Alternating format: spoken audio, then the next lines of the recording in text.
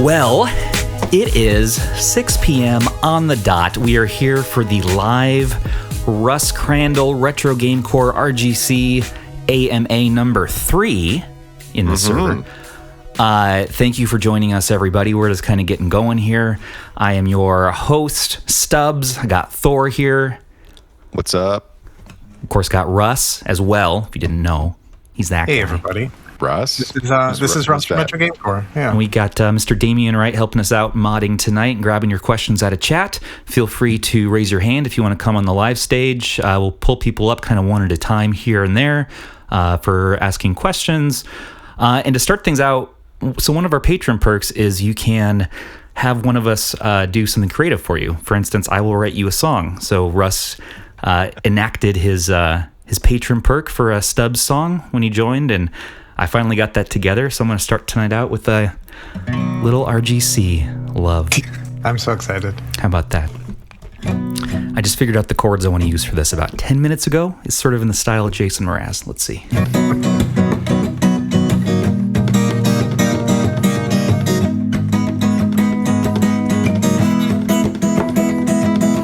Russ from Retro Game Core is super cool. Both our sons named Elliot, and that rules. His cat chicken's the best you know. He really makes that YouTube vid glow. Russ reviews things that are pretty neat. Everything he reviews puts my wallet in heat. I put out those dollars, and I always use that affiliate link. Russ could sell me on anything, even a submarine. So hey, Russ did not make Mario 3. Hey, makes the content of our dreams. Hey, keeps this handheld party lit. And we say, yeah, man, we wanna do it. Russ thinks onions are very gross, but he eats gluten-free toast. Russ is still a pretty nice guy, but he's never put a handheld in his mouth, and I wonder why. And we rarely see cat hair in his footage. Isn't that amazing? That means he brushes that chicken. Yeah, he brushes that chicken. Oh yeah, he brushes that chicken. So good. I say, hey, Russ did not make Mario 3. Hey, makes the content of our dreams. Hey, keeps this handheld party lit. And we say, yeah, man, we wanna do it well. Here at Retro Handhelds, we are so happy to host his Discord space and keep it oh so fancy. When we asked if he wanted a place to call home, Russ looked up and said, yeah, man, let's fucking go. Hey, Russ did not make Mario 3, no, but hey, makes the content of our dreams. Hey, keeps this handheld party lit. We say, yeah, man, we wanna do it.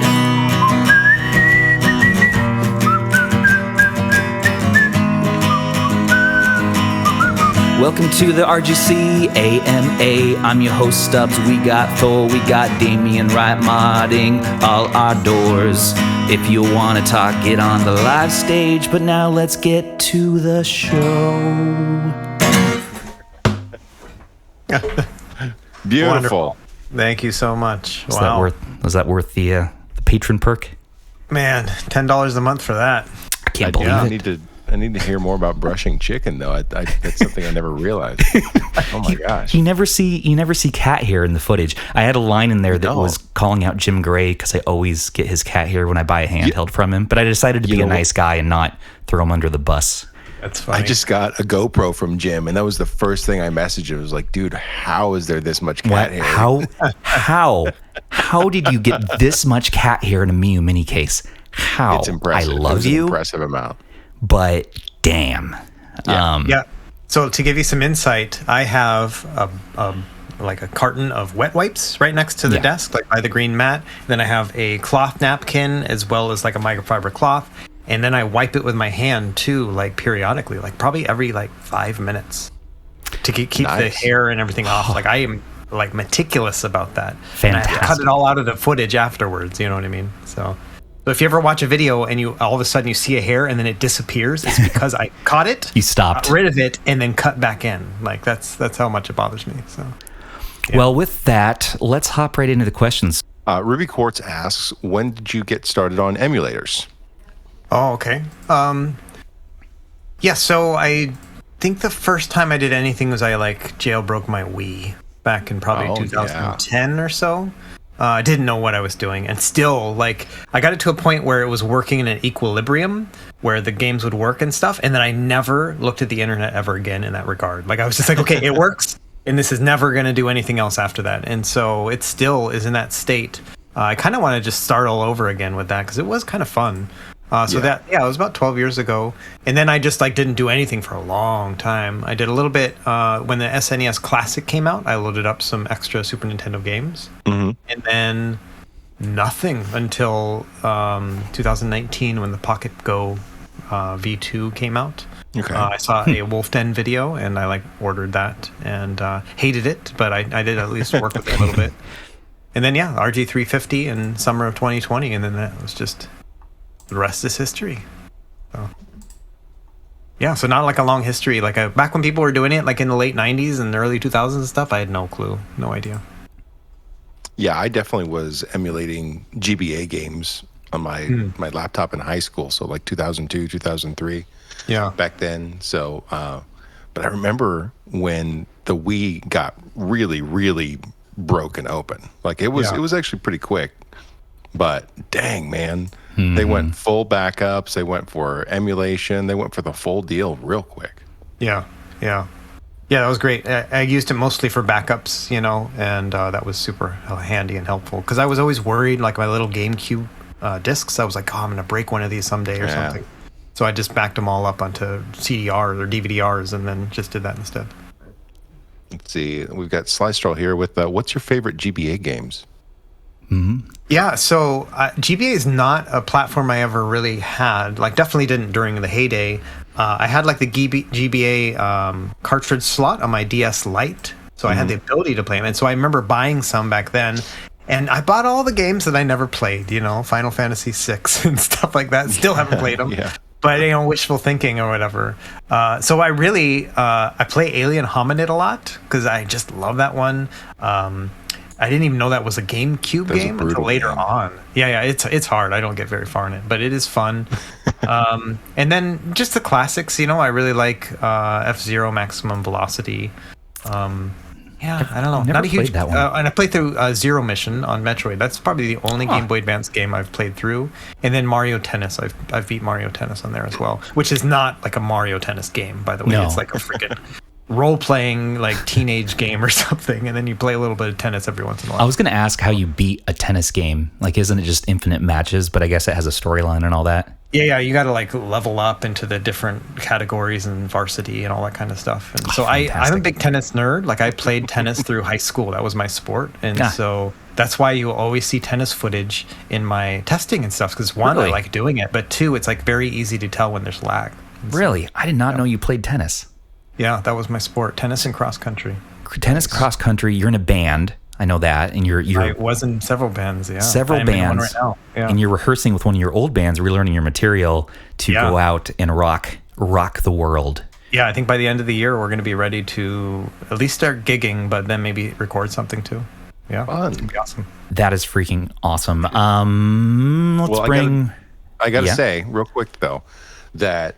If you're gonna get interested in GBA games, you got to give Metroid Fusion a try. It's Thor. Don't sell one of the them kings of GBA. No, it is.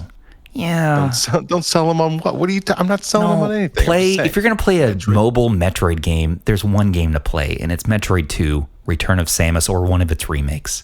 Okay, but that's old school Game Boy. What does Fusion offer him? What does Fusion offer him that he's not going to get in one of the better ones? Fusion has a very interesting storyline. Like I've watched, gone through the storyline and stuff. The thing with me though is that I want to play those damn games chronologically. I need to go on some wiki page and figure out what's next after Zero Mission because I finished that one. It's all over. And I just don't know what's next. I think Super Metroid is in there, and it's like, I don't know. And so that's why I haven't played Fusion because I've kind of been waiting. So.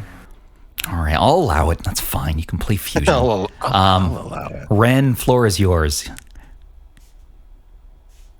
Ren 03. Hey, I'll try my best to phrase this in the best way possible. That is so cool that you're in a band. I had no clue about that. Thanks. With like the starting on like hacking Wii and different stuff like that, I believe like the Wii U won't be able to be hacked anymore soon. Once they shut down the eShop, because that required exploiting like a DS like backwards compatible title. But yeah, I was gonna ask what your opinion was of like Nintendo's offering of like, you know, emulation services and like retro games, and where do you see this market segment in relation to that? Do you believe like if this community and this segment gets large enough that it could potentially pressure Nintendo to be better about how they handle intellectual property in terms of like their retro games? Man, these are deep questions. Yeah, I love that's it. a deep one. So Wii U, yes. Like I actually recently bought one. Not recently. It was like a year ago. I bought one, and I still haven't touched it. Initially, when I bought it, I was kind of a new channel, and I was like, oh yeah, I'll totally do a video about this.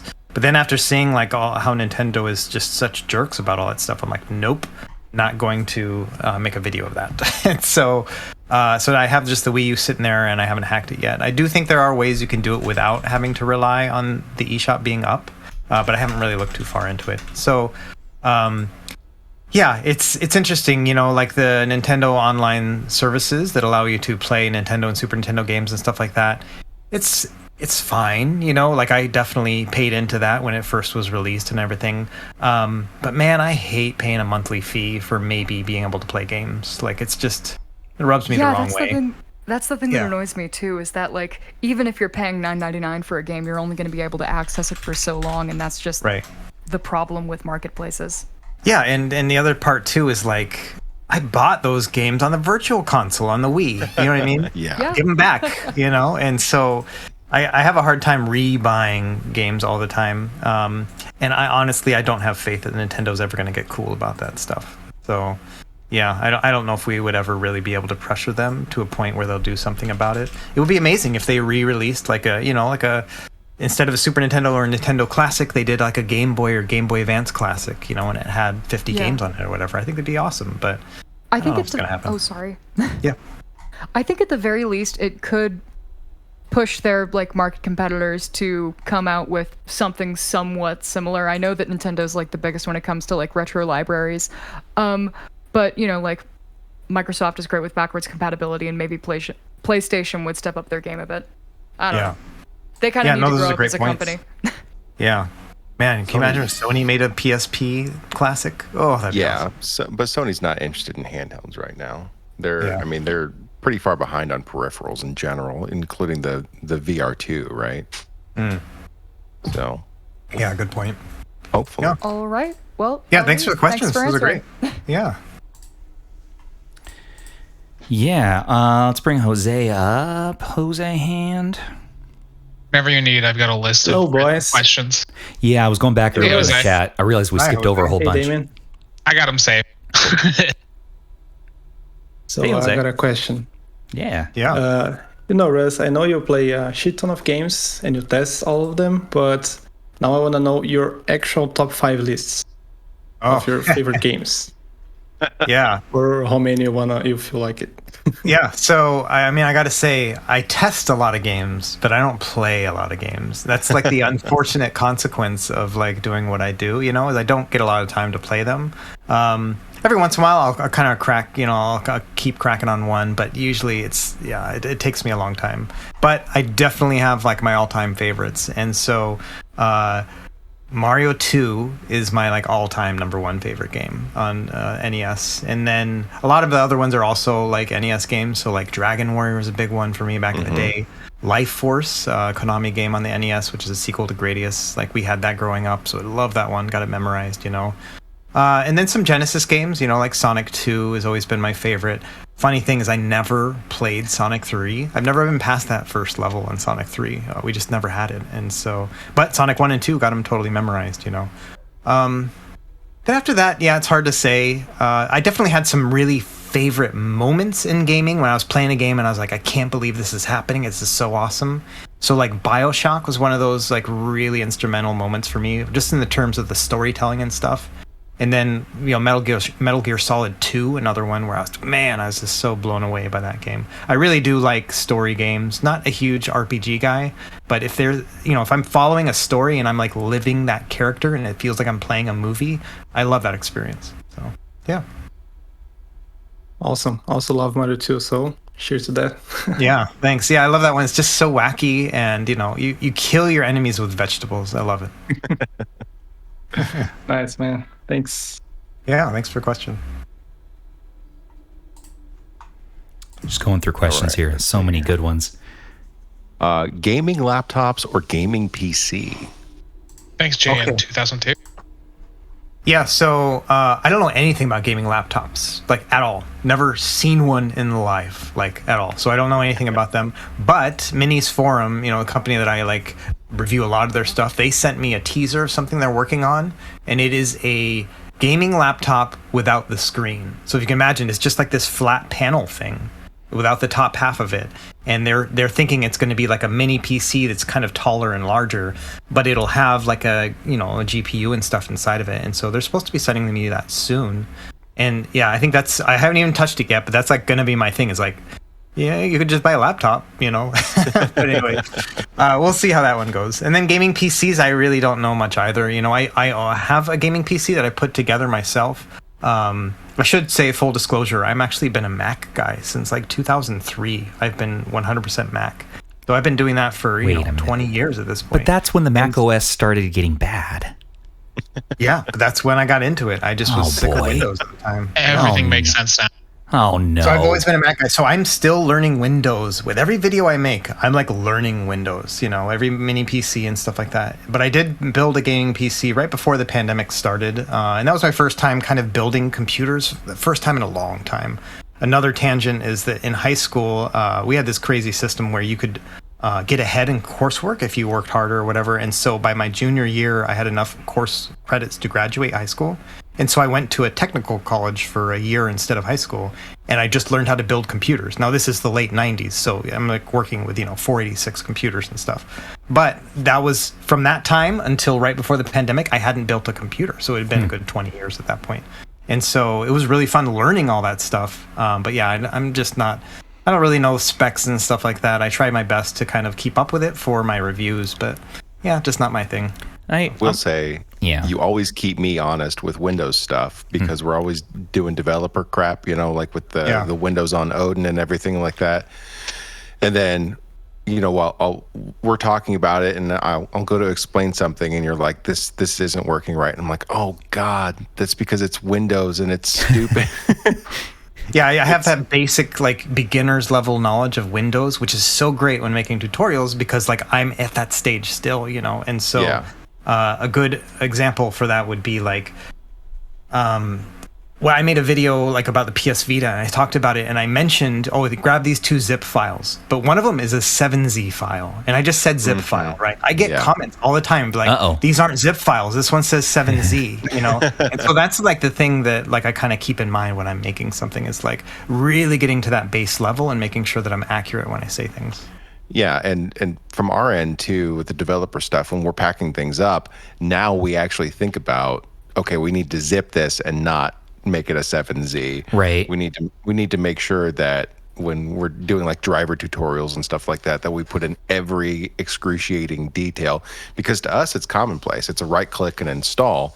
Other people need that that unpack instruction, this is exactly how all this goes. You just assume that everybody has 7-zip installed, because 7-zip unzips zips and 7-zips, right? So and RARs and RARs. That's all. It's all you need. It's AYN.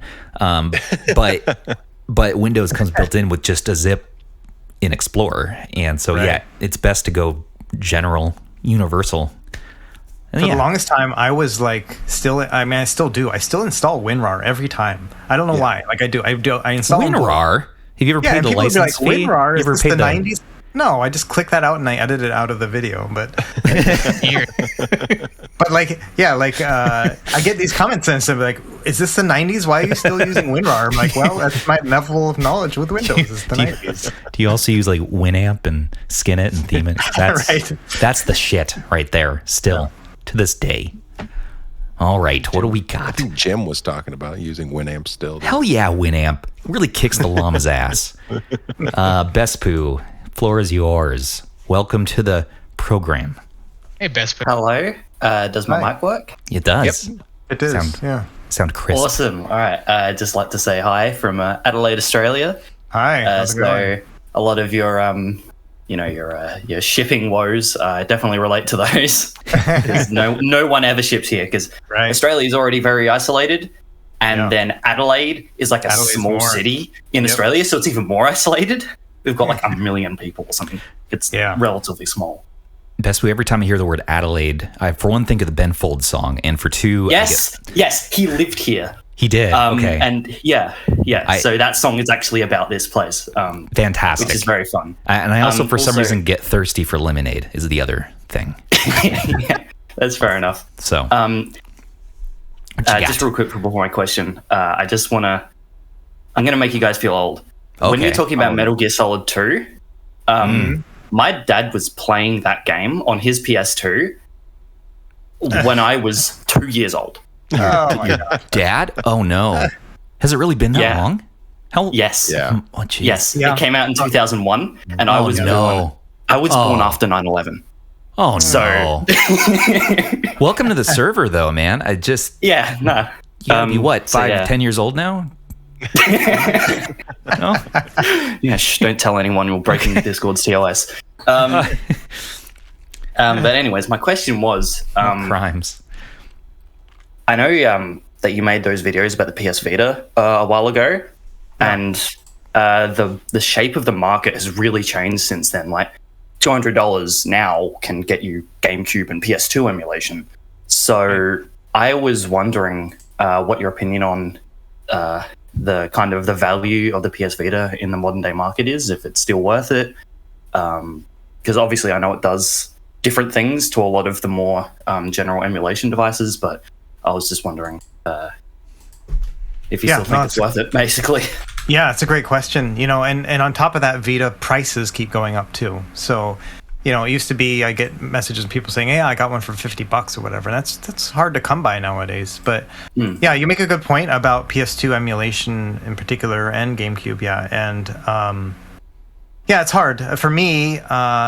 The new draw for the PS Vita is PS Vita games. Like like it has a catalog you can't get anywhere else. And for me, that's kind of unique and cool. I have been planning on doing a new PS Vita, like kind of just overview video, you know, like all the things you can do with the PS Vita if you get one, you know. The funny thing is that I was going to call it "Just Get a PS Vita," right? Because that's what the comment I see all the time, right? But I don't know if you guys saw, like Wolfden posted a video a few days ago where he said the title is, in quotes, "Just Hack a PS Vita," and it's talking about how terrible his experience was.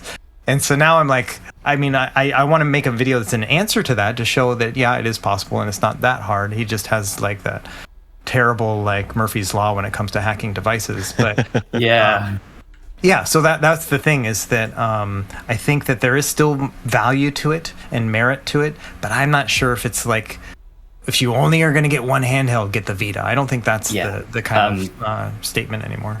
Yeah, because for me, basically, just to put this in context, I pre-ordered an Odin back in May, and that's about $500 in my currency. Wow. Just for the Pro, like no bundle or anything. And that's including shipping and everything, and shipping's like $50 or something US. But then I got a Vita recently, and that's still in the mail, and I got that for about $130 in my currency, which is less than $100. 1,000 or 2,000? 2,000. Nice. And I know that's gonna be controversial to some people. What color? I think I just got it in Glacier White. Cool. That was the correct choice. So, yeah, thank you. You're validating my decisions.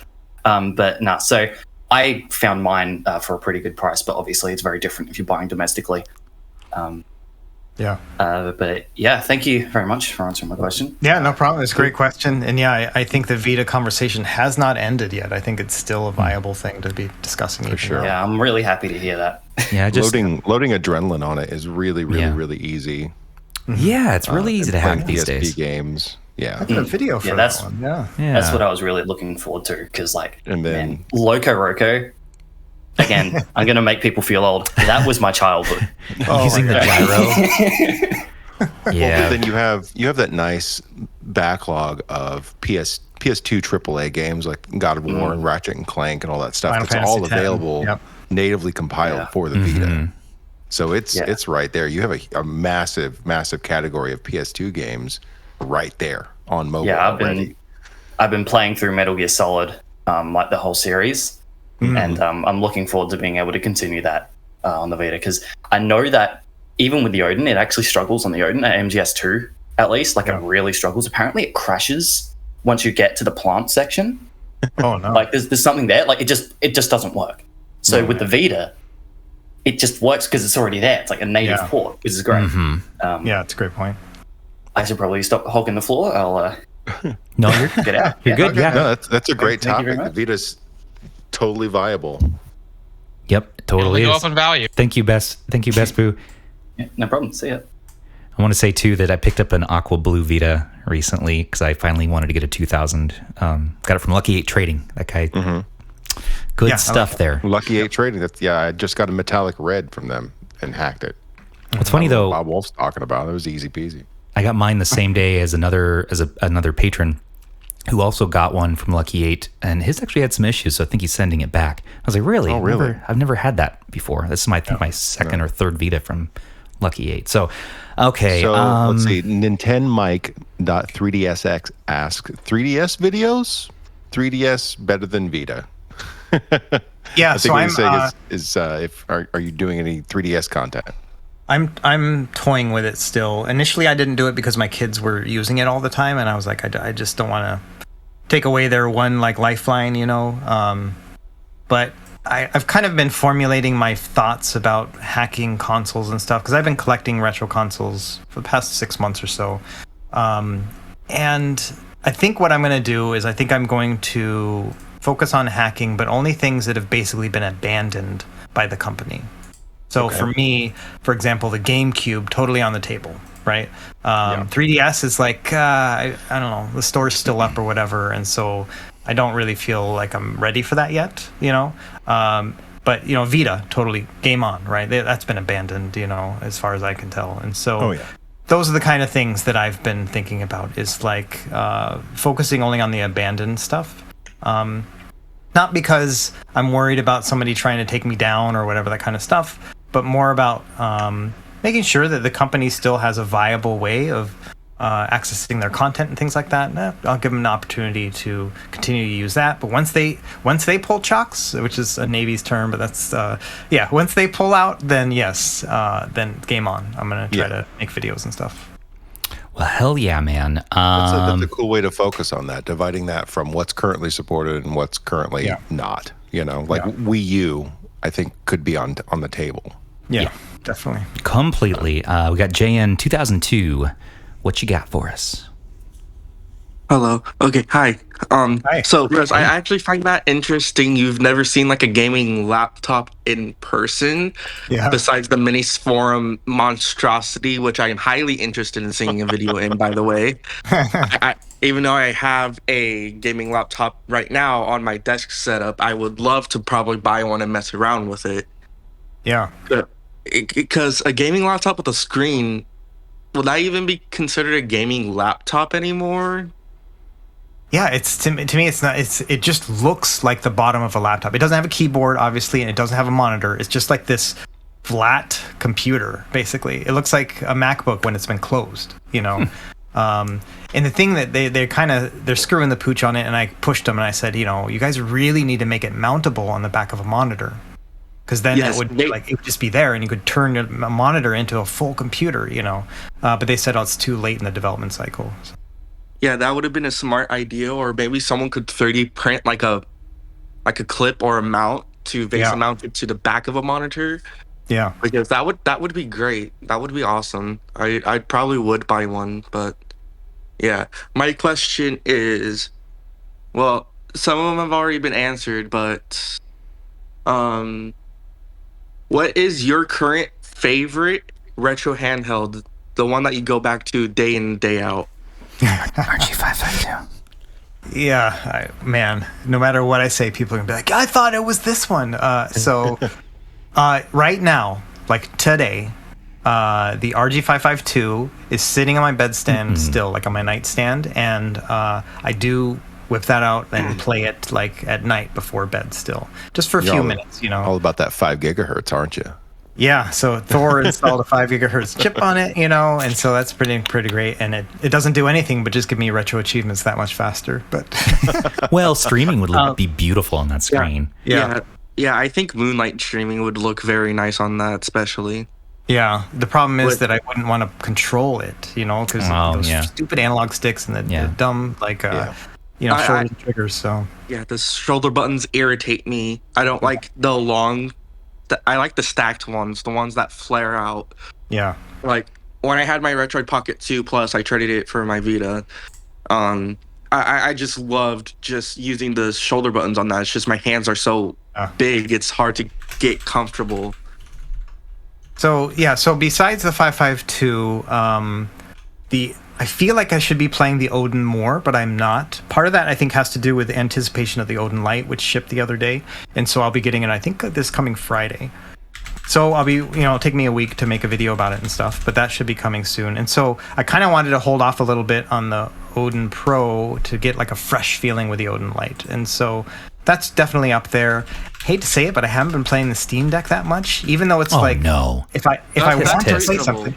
Yeah, if I want to play something, the Steam Deck makes the most logical sense, but I have so many other handheld PCs right now that I see those and I'm like, I need to work on this one. And I'll grab the Naya Neo or whatever, and I'll just do a little bit of work on it. And the Steam Deck doesn't need any of that stuff. And so it's just kind of been getting forgotten, which is kind of sad, but yeah. Yeah, like for me, I've tried a friend's Steam Deck. He got the 512 one recently. I compared it against my Nintendo Switch OLED, like in dimensions, because I have the Hori Split Pad Pro, amazing controllers, by the way. Yeah. I compared the size and everything. The Steam Deck is surprisingly not as big as I thought it was going to be. Like, I've seen comparison pictures, and I thought the thing was going to be massive, like just a giant hunk of plastic. It's not. It feels very nice. I would get one, but unfortunately, I'm a Windows user. Have been for life. Like, I don't know how I would run with Linux. I've tried Linux for gaming before. It's not my taste. That's one of my frustrations with Valve right now, personally, is that the Steam Deck driver support still isn't there yet. And I don't know if they're waiting on purpose or if they're just that far behind, but I'm pretty surprised to see that Windows isn't great on the deck yet. And we're, 7 months in now? Yeah. Like that. Well, which is why these other companies are filling that void real quick. Everybody's jumping to get their x86 out the door. Especially Aya Neo. I've seen what they've done recently. I've been quite interested, especially in the Aya Neo Air. Yeah. Aya Neo Air. I like that because of the OLED screen and the size. It just seems so compact. Yeah, they shot themselves in the foot with the battery, though. I mean, it's like I will grab that thing to go to the bathroom, right? And when I leave the bathroom, 25% of the battery's gone. I'm like, how did this happen? You know what I mean? Like, I don't want to start any game because I'm like, I don't even know if I'm going to be able to get to a save point. You get that battery anxiety. That's horrifying. Yeah. That was a comment on the battery or how long you're spending on the John? we need exact measurements. I'm an efficient guy. Let's just get that out. Yeah, you're from the Navy. In all things. Yeah, right. Yeah. And so, we call that pump and dump in the Navy. Anyway. That could be taken multiple ways. That's all I'm going to say. Yeah. I think we can all... It is actually in the Navy. We take it in many ways. So, I appreciate it. Thanks. Yeah, thank you so much for your question, bud. All right. Thank you guys for having me on. Thank you. Yeah. All right. Damien, Wonka asked about the 3DS. Yep. Let's go ahead and cover Bumaga real quick. Favorite Android apps other than emulators and standalone games that you use on your handhelds? That's all I use on my handheld. That's all. Yeah, I was gonna say, yeah, that's about all. I can't think of anything. Yeah. I mean, I'm not an Android user. First and foremost, I think I've made that known in my videos and stuff. But yeah, when I see an Android device, I'm like, okay, let's get some emulators and some games on there and see what we can do. I do jump into try some front ends, but I got to be honest, those are mostly frustrating, and so. I've always teased that I'm going to do a front end video, and I never did it. So. Well, front ends are finally starting to get there with like Reset and Digi Show and stuff like that. So it'll be interesting to see where it goes over the next probably 6 months, maybe by the end of the year even. Yeah. I'm looking forward to that.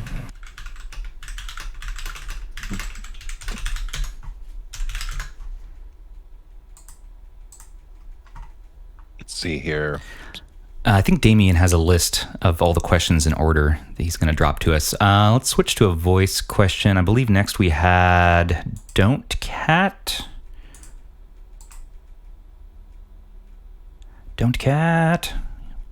You hello. Are here. Hello. Welcome. Hello. Hey, Russ. Just a couple of quick questions. Like, first one's more of like a Hawaiian related question. Yeah. Any like seimin or plate lunch spots that you go to that I recommend?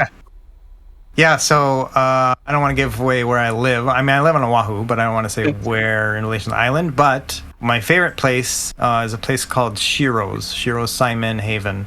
Seimin is like the Hawaii version of ramen. Ramen noodles are made with egg, and seimin are not, and so that's the only key difference.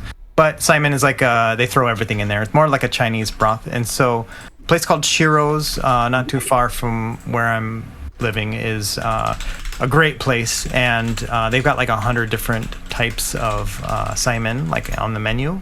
And so I get the one that's called doronpa, which is like the biggest one. Like it's got 10 things inside of it. I mean, you can get roast pork, roast beef, like it's got everything in it, and it's amazing. And so nice. We'll get that periodically. The thing is, though, I am gluten free. Like I haven't had gluten. Like I don't eat gluten for like 10 years now.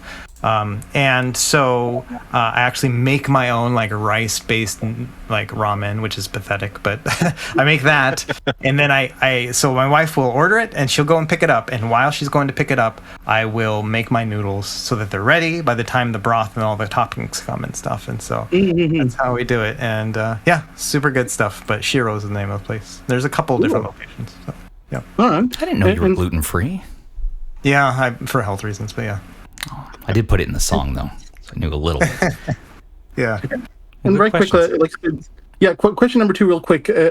So what got me to get the RG300 a while back was because you mentioned like say that Mrs. GameCore played Dr. Mario, and she thought it was cute and small, and I'm like, that's a perfect case use for me, so that's why I got it and I loved it.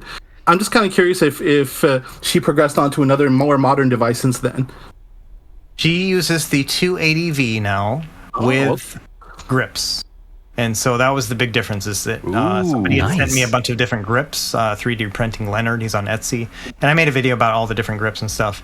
Once I put a grip on the RG280V, she's like, thanks, this is mine. And so with Atom custom firmware, you can have it set up where it auto boots into the game and auto closes out of the game and stuff like that. And so I just had to show her a couple different button combinations, all good, and then she was able to boot into the game and then close out of it. And so that's it. And so she never even takes it out of the grip at this point. So oh, cool. Well, I'll take that as a recommendation. All right, thanks. Yeah, no worries. All right, late. See ya. Okay, so I think now we got questions posted in order up there in our media chat. This is a good one. All right. Okay. Super Zoo asks, "What's your perfect Sunday?" Yeah. Okay. Well, it's funny you say that because so I retired from the Navy about a month and a half ago now, right? So I'm doing this full time now, and I haven't really made a big deal about it or whatever. But I found in the first like 3-4 weeks is that I was working 7 days a week. 16 hours a day. Like I was not stopping. Yikes. Right? Yeah. And because there's no like time, like I can just do it whenever, right? I wake up and work, and I do it until I was like passed out at night and stuff. So finally, we went on a trip to Kauai, which is one of the other islands in Hawaii, and visited some family there, and it was like 3 or 4 days, and I just unplugged, and we got back and we're like, okay, we need to do this more often. And so now every Sunday we are doing what we call Family Day. And so our immediate family, and then like my wife's sister and her kids and all that stuff, we all get together and we just pick something random to do. So we'll go to like a farmer's market, or tomorrow we're going out to a breakfast and stuff like that. And so it's already becoming my perfect Sunday. It's like where you're just doing family stuff for the first half of the day, and then I get home. And the way I'm trying to get my schedule going is that I will release a video on Sunday, which means that for the rest of that day, I just basically will answer comments and not really work on a video, but more just kind of kick back and enjoy myself. I love reading comments because people have insights. They're like, hey, you forgot this thing, or, have you thought about this?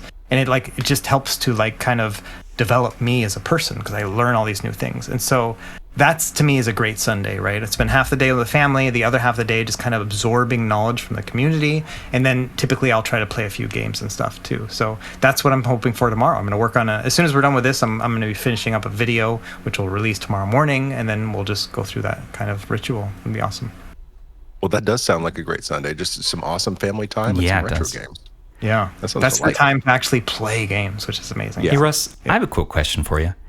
Recently, I sent you a package. What did I write your name as? I think I misspelled it. Would you write Retro Sultan? Is that what you're talking about? Yeah, the Retro Sultan is what I refer to you as. Which in Hawaii, they do not take kindly to like not having someone's name on the thing, right? Yes. So the mail lady like knocked on the door and she's like, I need to see the Retro Sultan.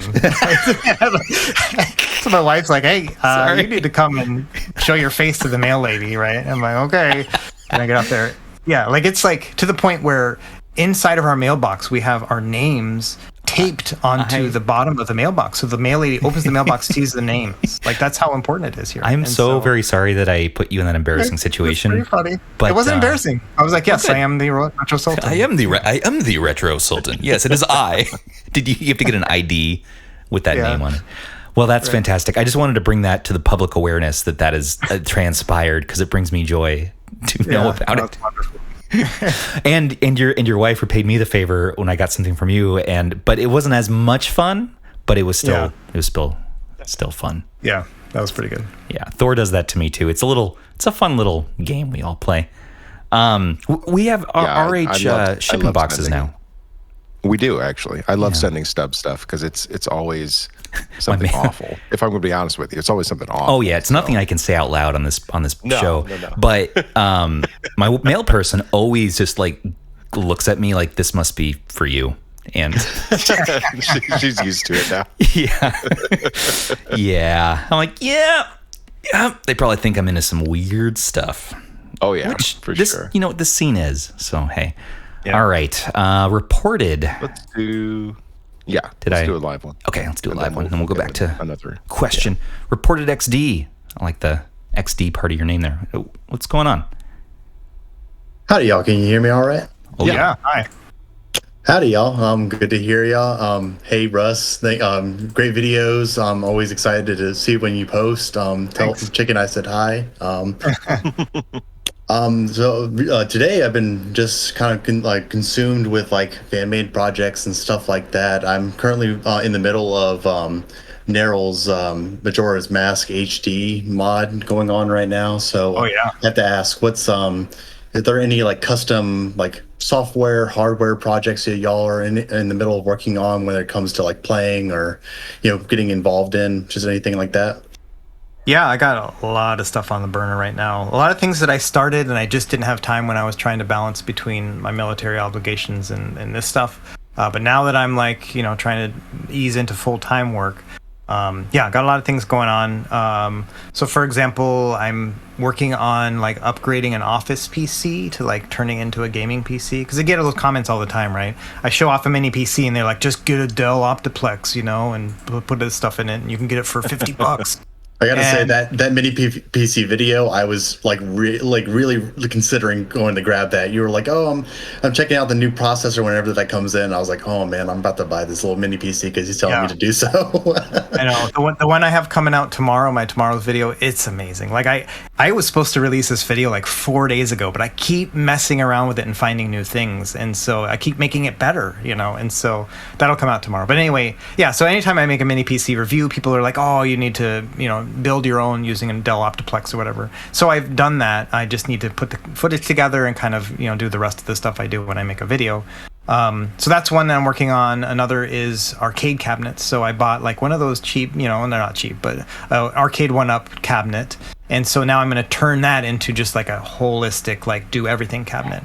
And so I've got all the parts for that, and I have assembled it initially already, but I'm going to do like the rest where I kind of step by step show people, okay, here's how to get better buttons. All right, here's how to get better screen. Okay, now let's put Batocera in it, and so I want to do all that kind of stuff as well.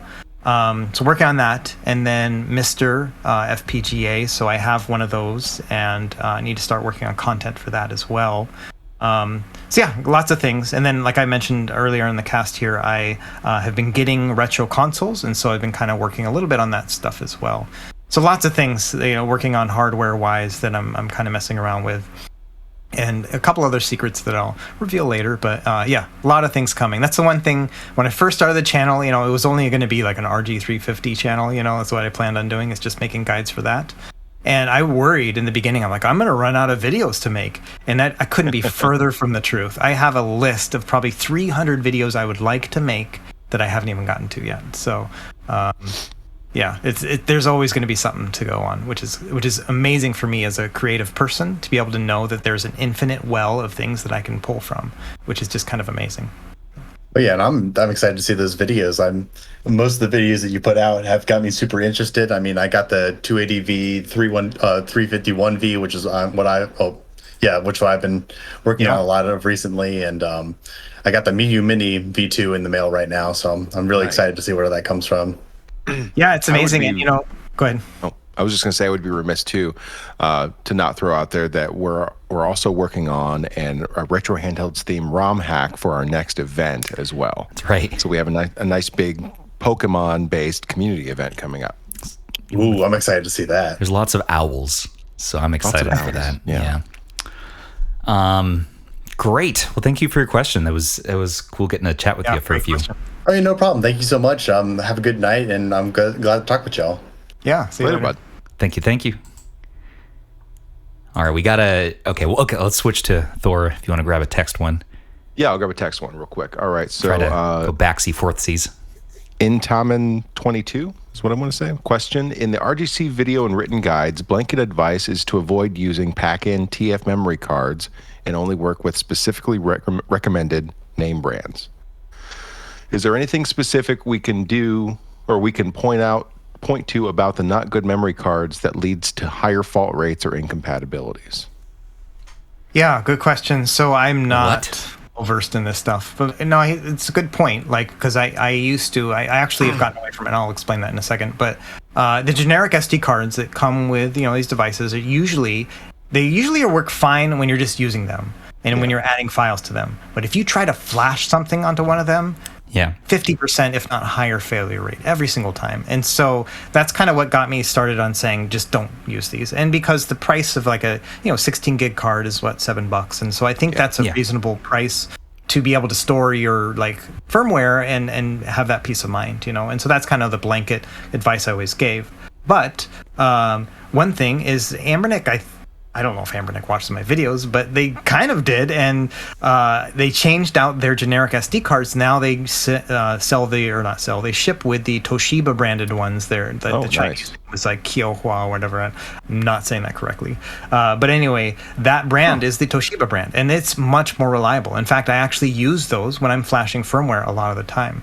So Bespu just put it up in the chat. It's like that, but without a Y. I think it's an I, the K-I-O. But anyway, that brand, not bad. Really? And I've heard good things about like Micro Center SD cards and stuff. We don't have a Micro SD or Micro Center here, obviously in Hawaii, so I don't have access to those. But yeah, I think there is some wiggle room with that, right? But in general, I would say, the ones that actually come with Ambernick now, not bad. Like the little blue and black ones, they work pretty well. I know a lot of the developers now just keep using those when they're making their test firmwares and stuff. And so so I've kind of gotten away from that. Other than I do think it's still worth it to get your second SD card, like for like one of the RG351 devices. Totally worth it to get a Samsung or a SanDisk, just because like that's where your save states are saved. It's where your save games are saved. You know what I mean? Like, you want to save that stuff, and it would just suck if you lost those because you're using a generic card. And so that I kind of changed the way I write about micro SD cards. But yeah, that's kind of my stance now on that.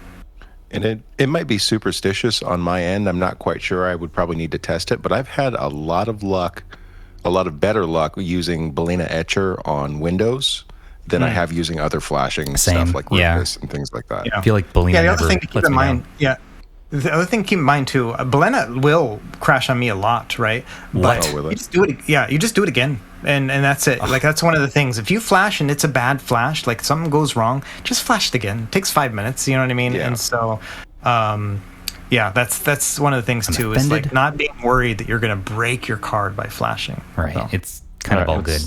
We got let's do another text one. Wait, it's too late. I already dragged Nate on the stage. Nate, what game are you shilling this month, sir? I am offended that the only thing you think I come on these podcasts for is to shill games. Is it to vote for Dead Cells, perhaps? Is that what you... It could be. I'm here to shill 2 games, though, because also vote for Wise Book 1 and 2. That was my second choice. That's for Liquid State. Wise or Yes? I call it Wise. What's the... Does you know the game... I say Is. Is? Ease? I thought it was Wise. Ease? I always said yes. I've never played any of the games. It's like the word yes. I never played it. Without the E. I like Yes Origins. There's so many of them available on the PS Vita, Russ. You've never played one? No.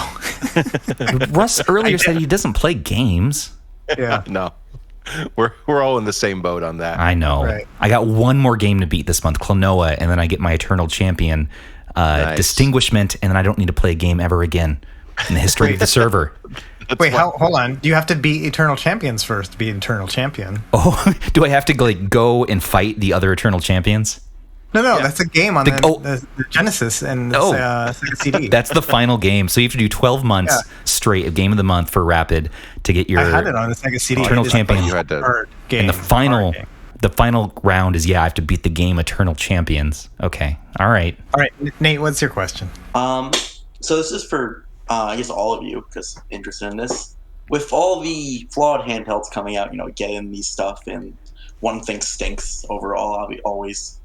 Have you ever thought of going to one of these companies in China and being like, "Hey, let me partner with you on a handheld. Let me work with you. Let me get you the perfect design for a handheld, and we can make it together." Yeah, I'll let Thor talk about that first before I say anything. All right. Are we talking about the RH Pocket? So my whole thing as a day job and everything, I'm a prototype engineer, so I actually handle stuff like this all the time, right? People have kind of a fantasy about what it takes to bring something to market, especially in the States, right? And working with these companies as an American doing the design. Number one, the biggest thing is getting ripped off like immediately. Number two, going to these companies is great if you're doing like a real big production run, but if you're doing something smaller like the original Odroid team and things like that, that's something that you're essentially just getting boards from PCBWay and getting them populated and then selling them at well above market to kind of recoup your costs. So there is a lot of balance between what you need to get done with the design work, prototyping phases, finalizations, and then making sure that you're not losing money on every unit that you ship. So there's a lot of logistics that goes into that. Yes, we've thought about it. Yes, we've talked about it and we joke about it, but we've never done anything serious on it. Yeah, so Sorry for if that me, was long-winded. By the way, it's pronounced East, like the word geese without the G. East. I watched a video just now. Thanks, Daniel. Nothing like it looks. Got it. Right. Yep. So for me on my end, I don't really have an interest in like partnering with somebody and making a handheld. Like that's like to give you a good example, right? Like the whole like pre-making of a device. It's not like my wheelhouse, and I'm not very interested in it either. Like companies have come to me and asked me, "Hey, what do you think about doing this and that kind of thing and stuff?" And I think I'm allowed to freely talk about it because I didn't sign anything. But like for example, Miu talked to me about what did I think about a vertical handheld like the Miu Mini, basically. And my advice to them was, make sure that you get the buttons right and that kind of thing. It's got to have a nice screen. And I said, give lots of color options and make it possibly able that we can swap them ourselves. That was my advice to them. And Miu Mini came out about 6 months after that. So I'm not saying it's me, like that I made that. No way. But that was like one tiny little piece I had to it. But honestly, as I was giving them advice, I was like, I don't like this feeling. Like, what if I'm wrong, right? And so I didn't like doing that partnership, and so I've never done it ever since.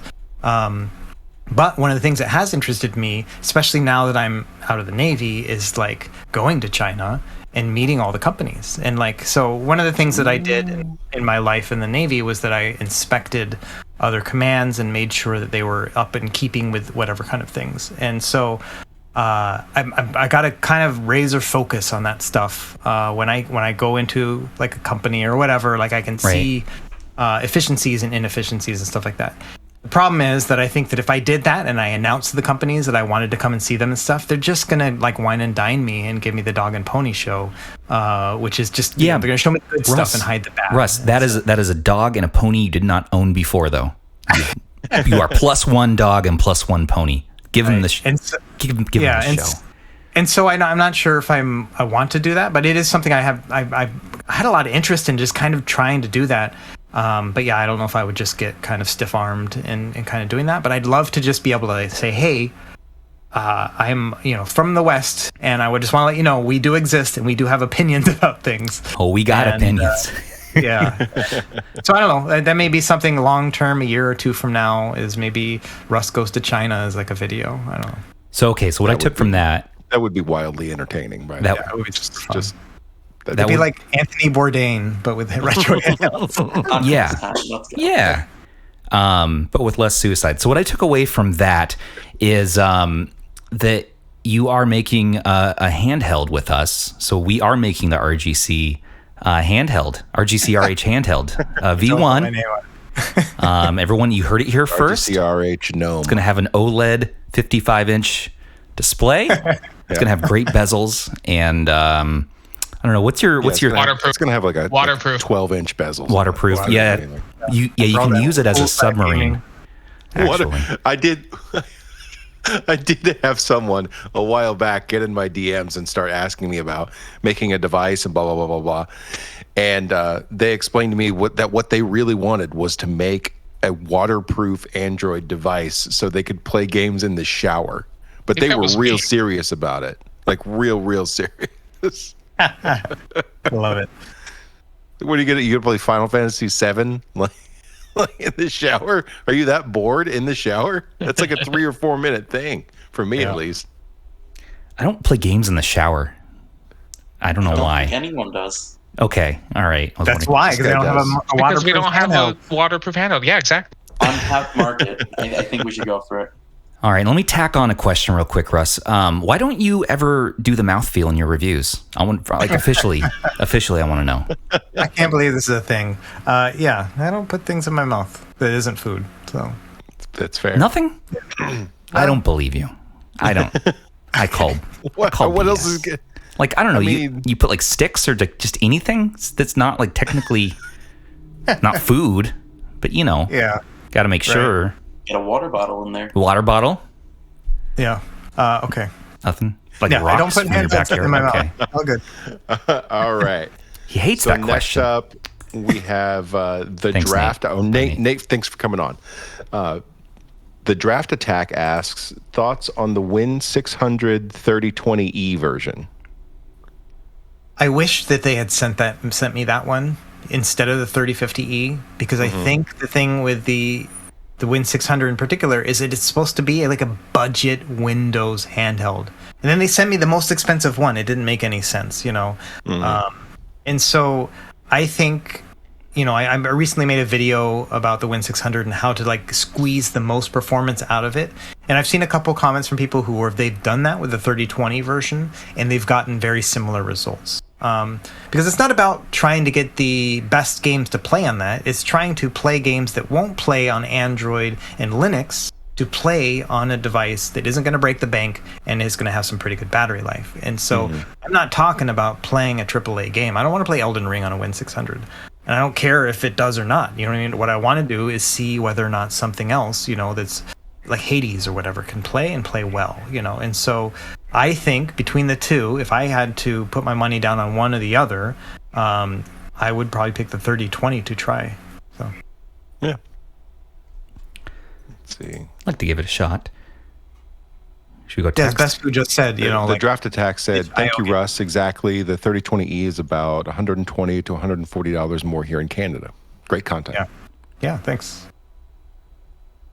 Yeah, sorry. All right, let's bring Ren up. All right. Ren03 back again. She back. All right. Sorry, this is kind of a stupid question. I love stupid questions. I was gonna ask, what's your opinion on spam wasabi? Oh, like spam musubi, like the spam sushi? Yeah. Yeah. Well, so, my wife's from here, and we live with her parents, and so we live the local life. And so we buy spam by the case, and that's just how it is. And so, so for example, we, anytime there's some sort of like event, like we're going to be out all day or whatever, then what we do is one of us wakes up early and makes a dozen spam musubi. And if anyone doesn't know what that is, it's like, rice. Usually the spam has been like soaked in a mixture of shoyu, which is the Hawaiian like soy sauce, and a little bit of like sugar and mirin, which is like rice wine. And so it's a legit spam sushi then, is what you're saying. Yeah. And so we will take that with us. Like if we're gonna go to the zoo, they're like, okay, who's making the spam musubi? Like that's part of it. Or we back when we had football games here and stuff, like, okay, we're going to go to a football game. We're going to bring the spam musubis. And I think I've told this story on the podcast before. I can't even remember. But like, we all went, this is, a good 10, 15 years ago. We all went to a UH game, the Hawaii University football team here. We went to a UH game and we all stuffed spam musubis in our pockets to try to sneak them in because you're not supposed to bring food in or whatever, right? And everybody in the family got stopped. And they had the spam like taken out of their pockets and they had to like put it away or whatever, except me, because I'm Howley, I'm a white guy, right? And so like, who's gonna have spam sushi in their pockets? You know what I mean? Not the white guy. And so I got through. I was the mule basically for the spam sushi. And funny. Anyway, yeah. I mean, my son will eat it every meal if he can, and so it's just how it is. Anyway, yeah. A lot of good. That was about all I wanted to ask. Thank you for answering. Thanks, Ren. A lot of great spam pictures showing up in the live chat right now. Let's bring Raven up. Raven, what are you shelling today, sir? Welcome. Oh well, I also want what Nate wanted, so I'm not gonna add to the shell. What is the asking him to ask? East, a vote for East or a vote for? Oh, I guess I'm ambivalent about East, but I definitely want Dead Cells to win. Okay, Dead Cells. Fair enough. I've never played that game, so I should. So I'll vote for it. Why not? You've convinced me. So you're a P60 believer. You still think that's happening, huh? I am, and my question will be regarding that. But prior to that, I did want to say to Russ, your characterization of Hampton is prophetic. Because I had said back when you first brought him up in the 351MP video that it was funny that you kind of picked out a lot of he's looking for the one, he's probably at a Steam Deck on pre-order, some of that. Yeah. And like 8 months later, I'm now taking your advice in that video of you might like this, but if you don't like the limitations on performance, you might be better off just getting a phone and putting a controller on it. And that's what I'm now doing 7 months later. Wow. So you were right on the money with Hampton. That's amazing. Which is what I am. You know what's funny is that people ask me all the time to bring, if those who are listening don't know what I'm talking about, but I made a video about the RG351MP and I brought out these 4 little cards that had characters drawn on them that my son had made. And I characterized these 4 people based on like kind of types of retro handheld like gamers basically. And so I associated them each with a kind of this pathos. And so the funny thing is, a lot of people ask me to bring them back, right? But there's two things going on. One is like I forgot like what I said about each of them and their names and all that stuff, so I got to go back and watch my own videos to figure that out. And two, I lost the drawings for like 6 months. I couldn't find them, and so we just recently found them. I was cleaning up and I found them. I had put them away in a certain spot, but I got them back, so maybe they'll come out at some point. Support that. Yeah. Yeah. As a Hampton, I'd like to hear your perspective on what I should do. Yeah, that's awesome. So yeah, like I said, so my question is related to the P60. And Russ, are you a fellow believer, or do you think that Miu is going to miss the bus, especially with the Retroid Pocket 3, the KTR1C is finally real, apparently, and then RG505, like, Where's Miu? Do you believe in them? Do you think they'll make it? I don't know. It's really hard. Like, of all of the Chinese companies, Miu is the most mysterious out of all of them, right? They use 3 different freaking company names, and so it's very hard to tell who's saying what. I get emails all the time from this person at BitBoy, this person at Miu, and I'm like, who are you? You know what I mean? Like, are they all the same person? I don't know, And so I don't trust any Miu product until it's there, because I feel like they start something and then abandon it very quickly. Yeah. And so in that sense, I don't know. P60 probably going to come. They've spent so much time working on it that I do think it's probably going to come to fruition. This whole like Miu Mini 3 or whatever they're thinking of doing, I don't know what's going on with that. They're going to do a horizontal one. I hear various things at various times, so I've just kind of stopped commenting on it just because. It's not good sometimes to stoke the flames. Because it doesn't really help anybody. So let's kind of wait and see what Miu is actually going to do is kind of my MO. But I think it's kind of promising. I think it'll be kind of neat, but we'll see how it goes. I mean, I still hope it happens because, Miu is quickly becoming such a force in the industry here. They have the cutest, most moddable handheld on their hands with the Mini that I think everyone's excited for what they're going to do next. I don't think we really care too much what it is. Just give it to us, Let us give you money. The Mini's goodwill has carried forward, but we've been hearing about the P60 for 9 months now. Well, let's look at the timing of devices like the RP3, like other things that might compete with it. Maybe they're thinking, let's wait and see what this is first before we mass produce this. I don't know. Yeah, that's definitely a business strategy. It's odd that when we take down channels in this server, right? It seems like within a week there's just a huge torrent of news about that device. We did that magically with the RP3, RP3, KTR1, because it'd been over a year, since we heard anything about the RP3. We take it down and then boom, we're taking pre-orders. What are you talking about? And we thought maybe something like that might happen with the P60 when we took that channel down too, but it didn't. There's a YouTuber, CN_play, that's been posting P60 performance videos, but as far as seeing like a prototype or anything like that, it's still not there yet. Yeah, I want to believe. So I just, I'd love to see believe. We want to believe that. Then that's it. Yeah. All right. Well, thank you very much. Yep. All right, thank you, Raven. See you around Patron chat, sir. Question off here. From Drumlust. I'm a noob. I've only had an Ambernick RG353P for a couple of days and installed GelOS. Is there any way I can get GoldenEye 007 to run on it without stuttering, or do I just have to accept that it's not going to run? So you need to do the Android side. You need to use Mupen FZ Plus, or just Mupen FC, or whatever they call it. You don't have to pay for the one. You can just get the free one. And then when you open that up, what you can do is you can press on the game, and then before it starts, it'll say run or whatever. Within that, it'll say like settings for that specific game. And within there, you'll find emulation profiles.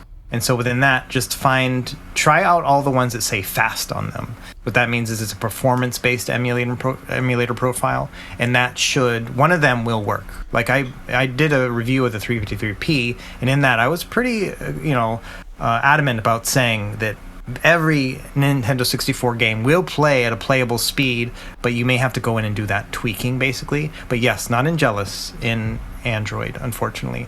That's the only one where the performance is much better on Android than it is in Linux. When it comes to Dreamcast and Saturn and PSP, they're about equivalents between Linux and Android for those. So my kind of take on it is for the 353P in particular, you can play every system on there as best as you can on Jealous, other than Nintendo 64. That one does need Android.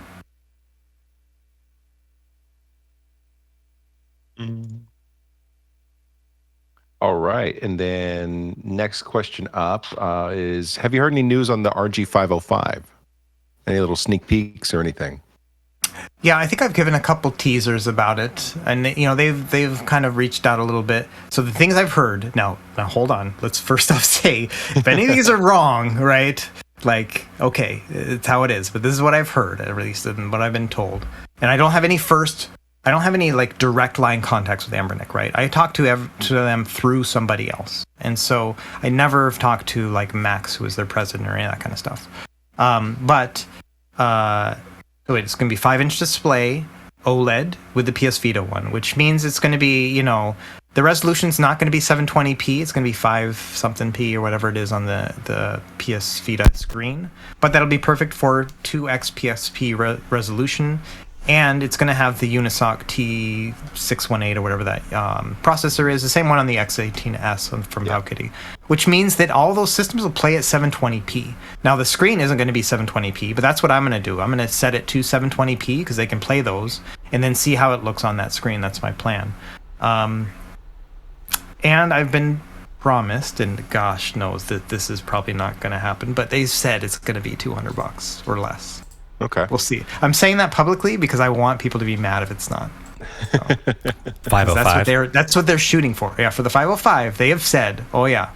They're like very confident. Oh yeah, under 200. So yeah, that's what I all right, let's see. I had heard as well. Well, cool.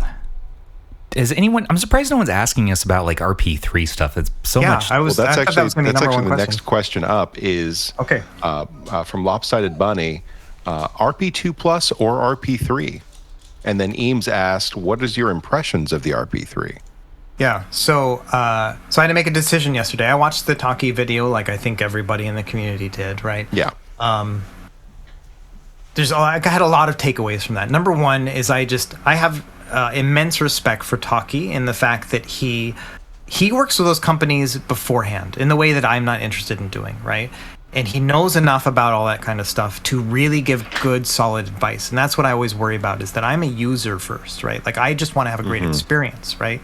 I can't predict how things are going to go and, that kind of stuff. And so I am appreciative and really like the fact that he's involved in that kind of stuff. I understand how he's getting frustrated about it and things like that. Communication with Chinese companies is not the easiest thing in the world. Language barrier, cultural barrier, all that kind of stuff. Now, when it comes to the RP3 in particular, I think a lot of those things that we're seeing are happening with the other handhelds too, but we just don't have those kind of insights like the way Taki did with Retroid in particular, right? I'm sure those compromises are happening all over the place. There's tiny little things that are happening, not just with Chinese companies, I think across the board. Like, it's just one of the things people are having to adapt to because of chip shortage, inflation, all those other kind of things. So I wasn't super surprised when I heard all those crazy things about the RP3. Yeah. In particular, it just kind of came down to screen flickering issues, and then they tried to fix it, and they botched that when they tried to do it. So I had to make a decision after making that video. Am I going to keep my pre-orders, right? Am I going to say, all right, let's just boycott this company because Taki says that these bad things are happening or whatever? Or, like, should I just assess how it is now that all that's happened? And so that's kind of the take that I had was, all right, I'm going to keep my pre-orders. I ordered two models. I ordered the orange model and the 16-bit model. And so I'm hoping they'll ship and I'll get them here soon. And I'm just going to review them like I do any other device. The only difference here really is going to be that I now have lots of insights about what could be wrong with it ahead of time. Right. So I can test things like the screen flickering and things like that. So I'm super appreciative of that too. So at the end of the day, what I'm going to do is say, okay, is this thing worth $120? And that's basically what I'm going to base my video on. And so I think it's cool to have those insights and stuff like that, but I'm not ready to...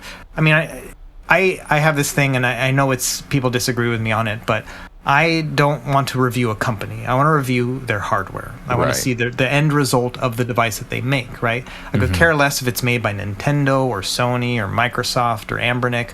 None of those things matter to me. I don't have any loyalty with any brand. People think that, oh yeah, this dude loves Anbernic or whatever. I don't love Anbernic. Anbernic does some really crappy things all the time, right? But man, I love the buttons, right? The buttons feel good. And I can't help that, right? And so, it's one of those things that I kind of have to work around. And so I don't really pass judgment on the company themselves, and I don't feel like it's incumbent upon me as basically a super user. I think of myself as a user who has a platform to tell people my own experience just like anybody else. But I don't think it's incumbent on me to change the industry from the inside, right? Yeah. I get it. I can give a bad review. I can give a good review, and that'll matter, whatever. But all I'm ever going to do is just give an honest review and say what I like and what I don't like about something. There's no agenda attached to any of that stuff. So long story short, yes, I'm going to get the RP3, and I'm going to try it out. If I had to decide between the 2 Plus and the 3 right now, I don't know, man. The 3's got a lot of qualities that I'm really looking forward to. That bigger screen, having the D-pad centric gaming, and it's rounded around the side, so it's not going to like dig into my hands as I'm playing it. L3, so I'm really R3. looking forward to the RP3. Yeah. And L3, R3 and stuff like that. And so the start and select buttons is stupid that they put it on top. But so I don't know. I can't say which one to order right now, but I'd say wait 2 weeks and then we can really know. And to tack onto that, people kind of know my thoughts. I put them in the RP3 chat, but I had canceled my pre-orders. I'm like, it's not worth it right now. I'll wait for batch 2. I actually went back and undid that and said, actually, you know what? Send them to me. Let me gauge where we're at right now and do a full review on this. And then I'll gauge batch 2 unit and see what's been fixed. So yeah. So Retroid David, right? So he's the guy that is at the very least is running the Retroid server. Did an at everyone this morning, and there was the big conversation and blah blah blah blah blah that basically ended with Retroid David saying that they have already fixed the screen flickering issue, that they resoldered a different IC in there, an integrated circuit, so they changed out a chip on the boards. That's what they're saying. But he also said that they solved a bunch of software bugs and things like that over the last several months as well. So that was directly this morning from David. Yeah. Yeah, it's awesome. So that's the thing, you get this, there's kind of two sentiments in the community. One is that the company needs to create a working and good product right then and there, right? And then there's the other half where it's like, well, make the hardware and then we will also help like kind of make it better too, right? And I fall into that second camp, right? Like I'm okay if a device can be improved later on. Like I'm good with that. You know what I mean? I do agree that yes, for like the normies, like the people who are just buying it to play it or whatever, it should be workable, right? But if you want to make it good, like really good and stuff like that, let's like the people who are invested in it, like with their hobby and things like that for community development and stuff like that, let them have loose with it too. You know, it can only get better. And so I kind of like that second kind of sentiment personally. Well, that kind of leads into our next question as well. What do you look for in a handheld, or like what would your perfect handheld be? Yeah. From Nick Tobin, by the way. Yeah, great question. It's funny, but I really like Windows handhelds, and I didn't think I would, right? Really? But really, I mean, I like Linux ones too, right? Yeah. But for me, a perfect handheld is a Windows-based handheld that can boot into Linux as well through an SD card or through a flash drive and stuff. Yeah. So the Win600, like that setup, right, where it's a cheap Windows handheld. Plus, you're able to put a flash drive into it and boot into Batocera for all your retro gaming. You have Emulation Station. You can play up to like Wii U on it and stuff like that. That's really ideal. If Anbernic had done a better job with designing the thing itself, making it more comfortable to use, making the battery a little bit better, and I mean, I don't like the plastic they use, things like that. They could have done a lot better with that kind of stuff. Yeah. But that is like kind of the concept that I really like, that dual boot kind of idea. Yeah, if the dual Odin boot with an SD slot would have been a lot better on that thing. Well, let's not forget that they have Steam OS going day one, right, which is awesome. Yeah. Triple boot on that bad boy. Right. I've been saying this lately, but the Win600 surprisingly is very comfortable to me. It's the one I gravitate towards if I'm going to play a Steam game over all my other Windows handhelds. But if I'm playing like Counter-Strike or some FPS, man, do those joysticks get uncomfortable so fast. Putting on like a cap on top to make them taller has helped a bit, but I switch over to the Steam Deck or my brand new Aya Neo Retro Power Pro that Russ, thank you for sending that. I need to finish setting that up, but man, yeah, I think that's going to be key for FPSs. Yeah. So, and I do think the Odin, if it can start dual, like I know the Batacera team is working on it right now. If that can dual boot from the SD card, I don't know if they're going to do it from the SD card or you have to, have to do the dual boot like through the hard drive or whatever. That's going to be great too. I'm not a huge fan of using Android just because it doesn't seem suited for a retro handheld. But being able to have Android and something else is really compelling to me too. Yeah, see, that's where I'm at. I'm really, really happy with the Odin, but I don't think it's perfect yet. Yeah. I like that they're using the Hall sensors in the analog triggers. I think that's really cool. Right. I think that whatever comes next needs to have the Gula Kit Hall sensor sticks in it. Yeah. Yeah, that would be great. And then just increase the processing power on it enough for completely stable GameCube and PS2, and I think it's kind of done for me. Right. I love Android, though. I'm an Android developer, and I think that since the emulators themselves are more advanced than what's going on in current Linux, right? Mm-hmm. That edges Android out. I do agree with you, however, that Android itself isn't great for a gaming device. Right. And I think another thing go ahead. We need a better launcher. We need a gaming-based launcher for Android. Exactly. Emulation station on Android. Make it happen. Yeah, but now, so here's the other thing that I haven't really talked about it yet because I'm kind of waiting to test it first so I can do it. But if the Odin gets Batacera on it, right? One of the features in Batacera is that it will run Steam, the Linux version of Steam within it. It has a client inside of it. Mm-hmm. So what that means is that you can have Android dual boot into Batacera Linux. Then within that, you can run Steam version of the Linux version of Steam, and then download your Steam games onto that too. You can play things like Hades and whatever on the Odin through Linux, and it's not going to have all the ARM-based Windows problems, And so, so it will not only be a very nice, like, kind of retro-focused thing, but it'll open up the window to be able to play PC games on that as well without having to deal with all the crappy Windows from that ARM version of Windows, which just isn't developed well enough. So that's really what I'm most looking forward to on Batacera is that you will be able to play your PC games on it too. My nips great. Yeah, I've already done it on the Win600 where I have gone ahead and because I had SteamOS going on it and things like that too. And obviously it plays Windows just fine too. But to be able to put your PC games on Batacera alongside all your retro games all in one thing like that, great. It has their own menu. It's called the Steam menu. You can navigate through your games, boot up your games through that. It's pretty awesome. So. That's awesome. That's super hype. I can't wait for the Batacera team to get done with that, or at least put out a beta or something. Batacera is knocking it out of the park. I just feel like left and right. I love watching that Batacera Nation YouTube channel. Just watching the updates. I don't use the OS a bunch myself, but I freaking love everything that they're doing. So yeah. All right, we're gonna go with one more written question, and then we'll take some more questions from the audience. Let's see here. Here's a simpler one. Hello from Argentina here. Hello. From Julian Gree. How old are you guys, and what was your very first contact with video games? He said he's 42, and his first game was the NES Super Mario Brothers. Awesome. Well, I'll start, because I'm the old one, so elders first. So I am early 40s.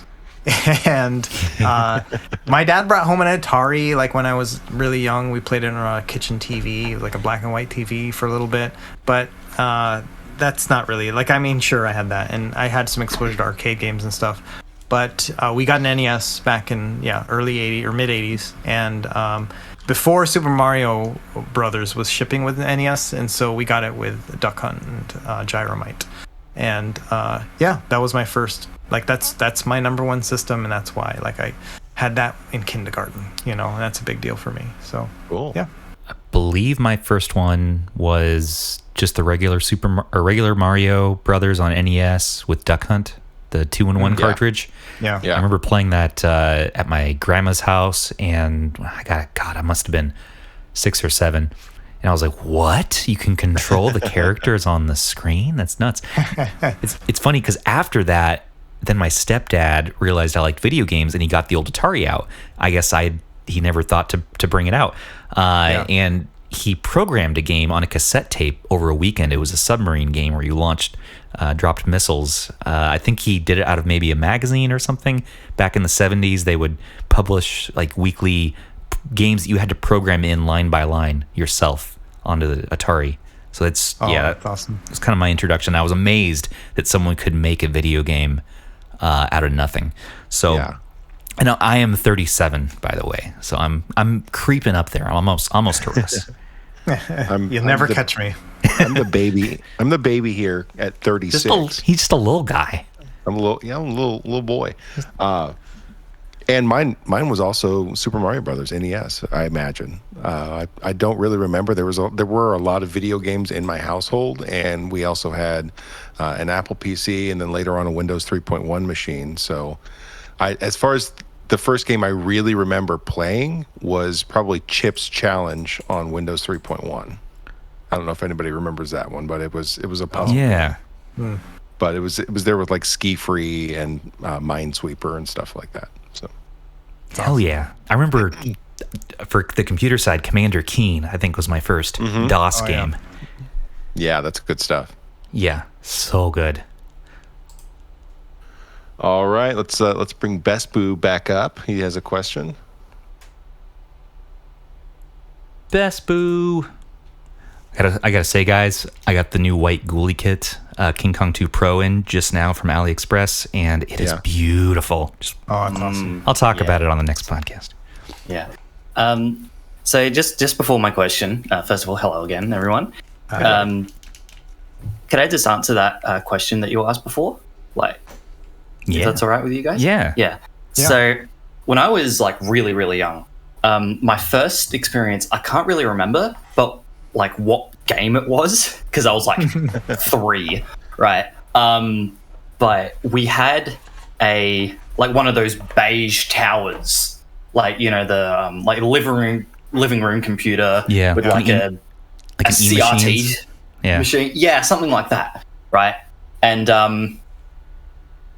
I used to basically play emulators, actually. So my first experience with gaming was on emulators. I was playing Genesis, I was playing Sonic the Hedgehog, I was playing SNES, I was playing my dad had an Atari when he was a teenager, so I played a lot of Atari games.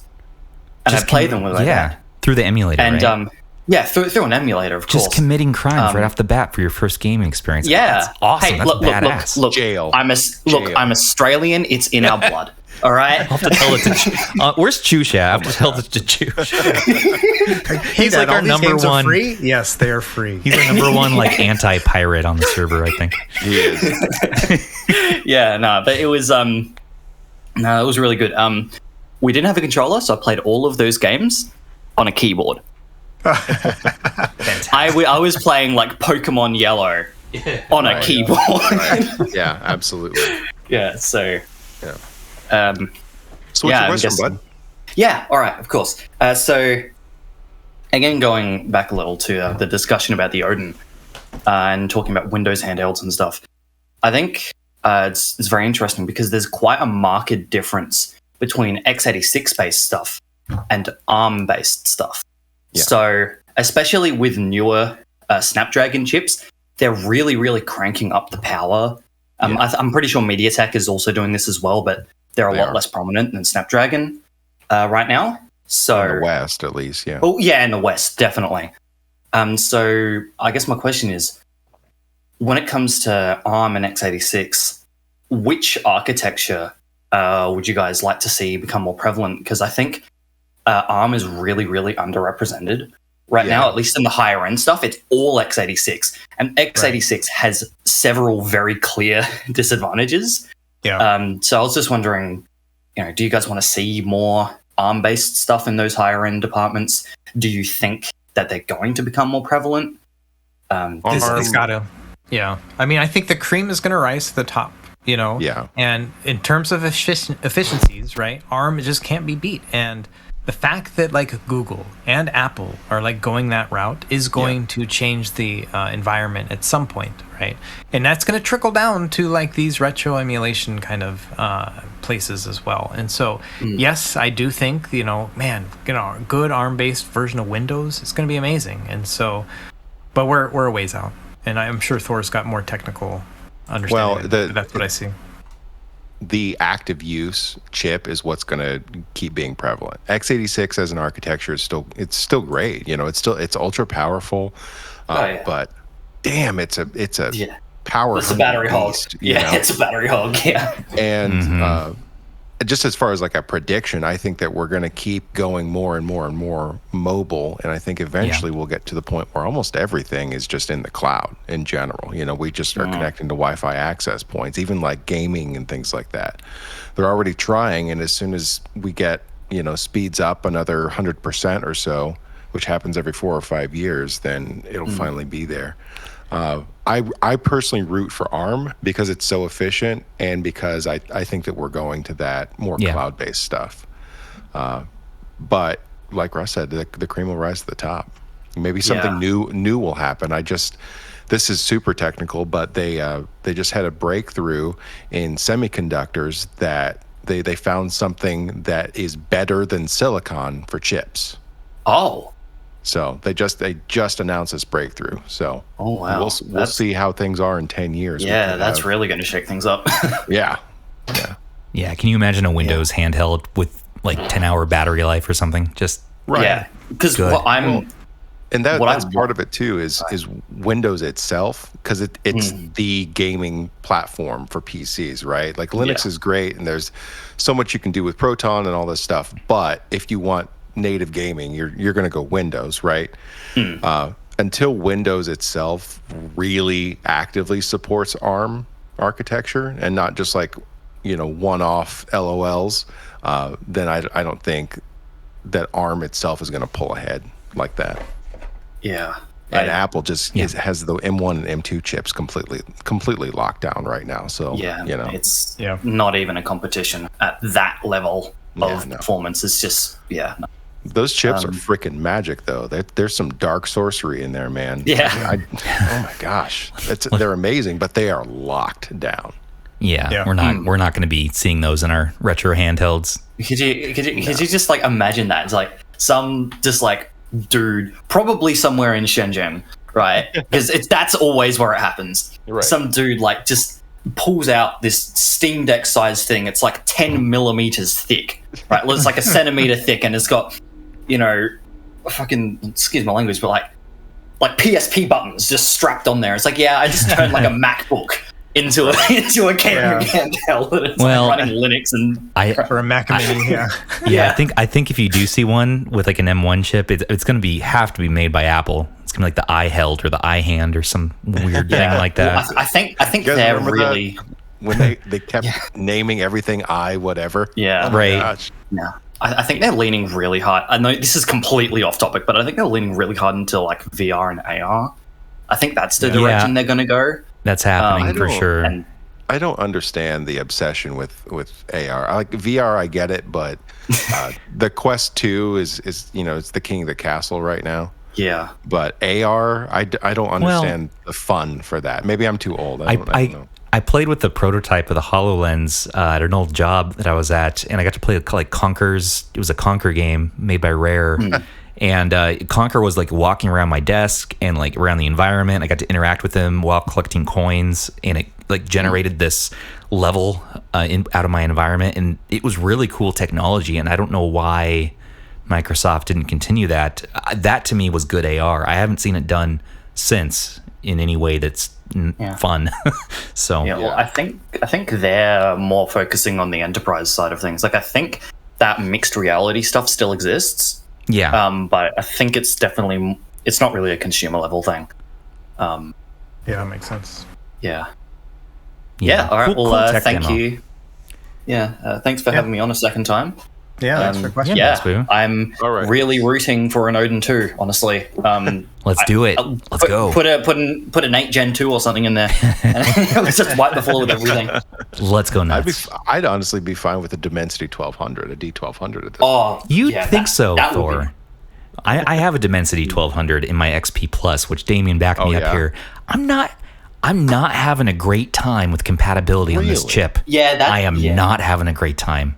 I'm having a bad time.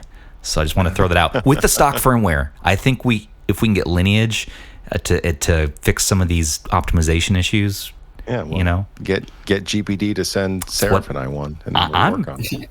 Yeah, I mean, if I'm going to keep this handheld, I'm going to be motivated to do that because I played it all day today. Bad time. So.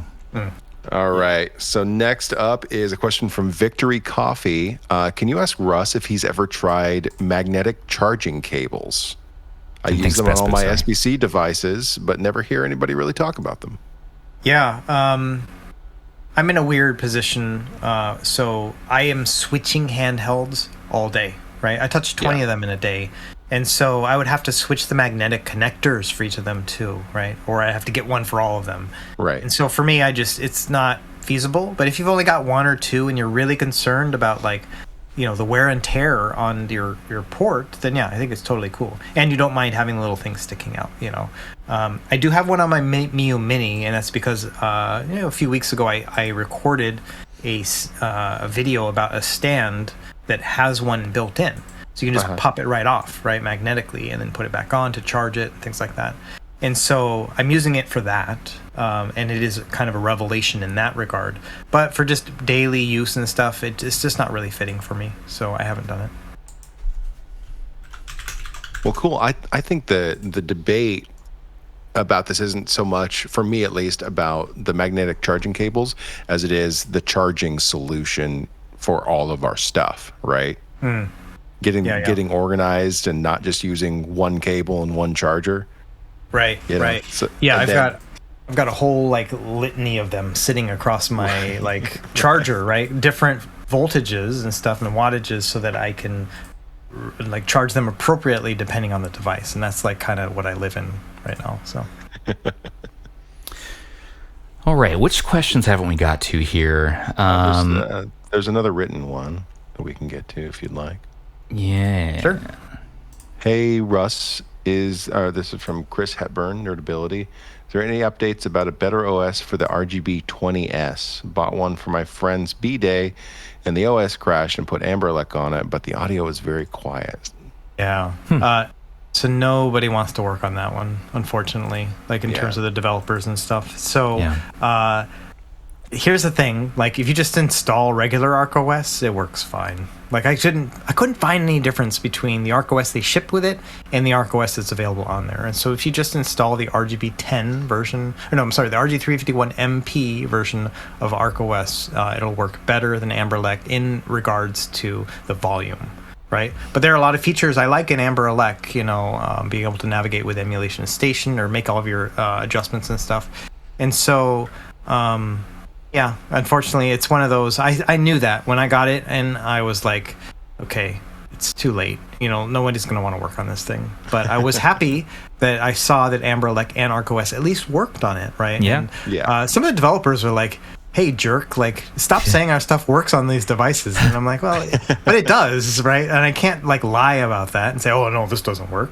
But I can say it's not supported, so don't ask questions about it in their Discord servers, right? And so that's kind of the take I said, is hey, yes, it's not cool that they full on copied to the point where these custom firmwares work on it, but for a consumer, it is actually kind of cool, right? And so that was kind of the take I had on it. And I didn't want to, lead with only principles at that point. Oh, you shouldn't play this thing. You're not going to like it, right? And I was like, well, you actually are going to like it. It's got a cute tiger sticker on it. I was going to say, you don't need to play on it. I think 90% of that handheld is that sticker.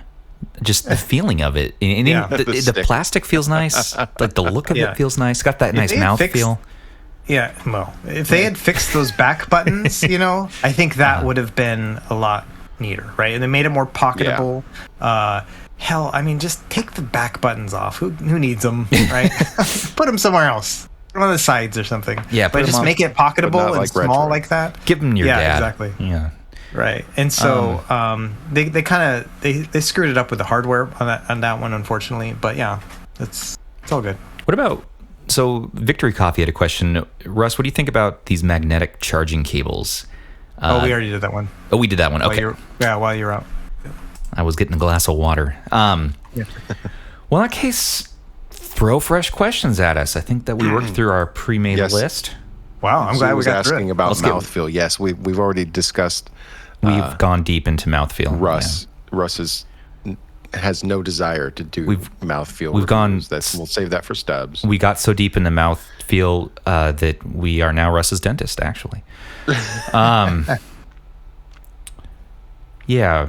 Let's get weird. What else you people got? Super Zoo, not that weird. No, we're not getting sexual in here. Jeez, this is a family show. Rapid99, one of our admins and mods here at RH, asks, when is Russ going to play a Game of the Month game? Yeah, Russ.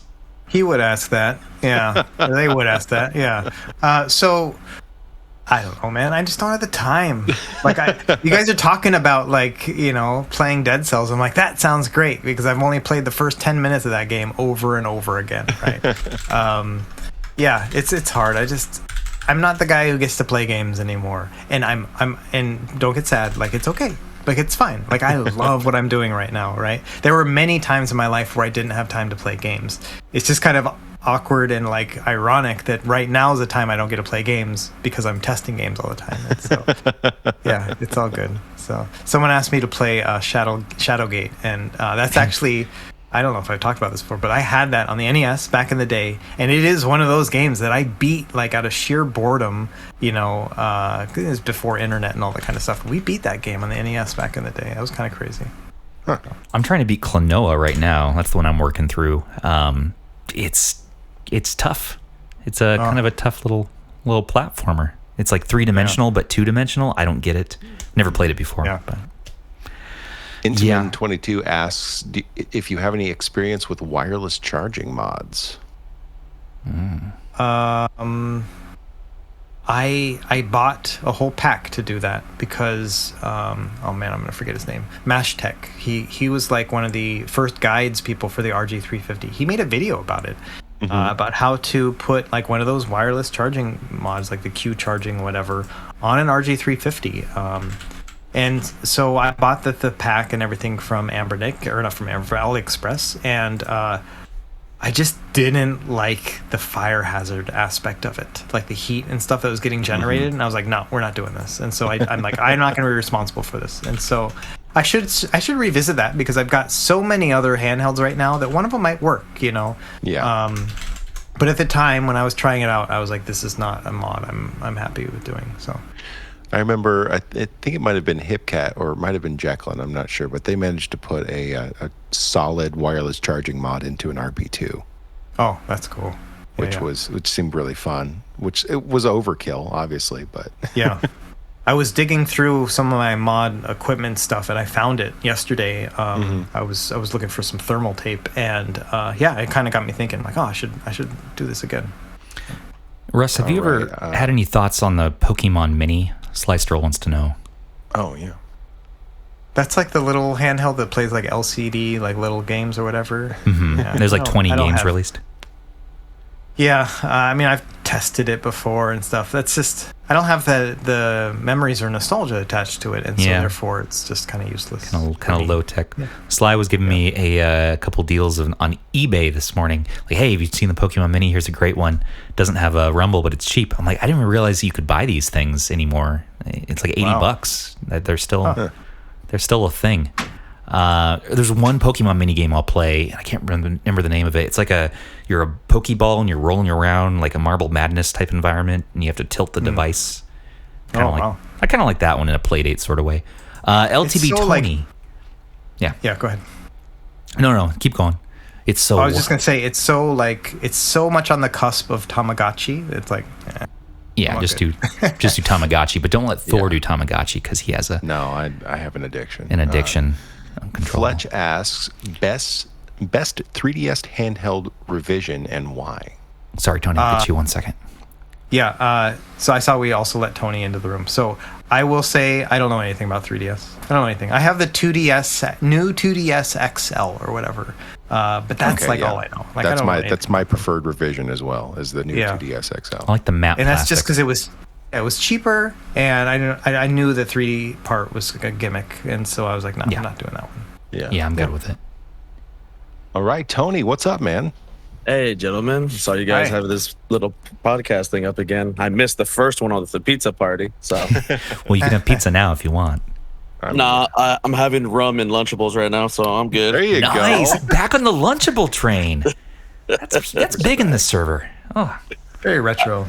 I had a question, gentlemen, since I'm new to everything and new to the Pocket thing. Just a little newborn baby in the world. Okay. Yeah. What's up? My first thing I bought 5 what is it? Let me grab the box. Retroid Pocket 2 Plus. I just bought 5 of these. 5? I got for me and then my 4 kids. Nice. Okay. And I love my kids. They hate the newer games. They love older games. So those are good kids.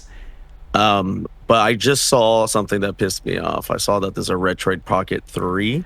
Yes. And I just purchased this. What's the everyone's telling me it's stronger than the 2, but not stronger than the 2 Plus. So I'm confused. Well, so it's it is the exact same chip as the 2 Plus. It's the one you have already. It's the same chip. They are putting Android 11 on it, and so they are saying that's going to give it a little bit better performance. But we got to test that, obviously, because it's not out yet. 2 Plus is a fine handheld, and it was definitely worth your money. And so this will happen no matter what. I mean, you're kind of new to the scene, right?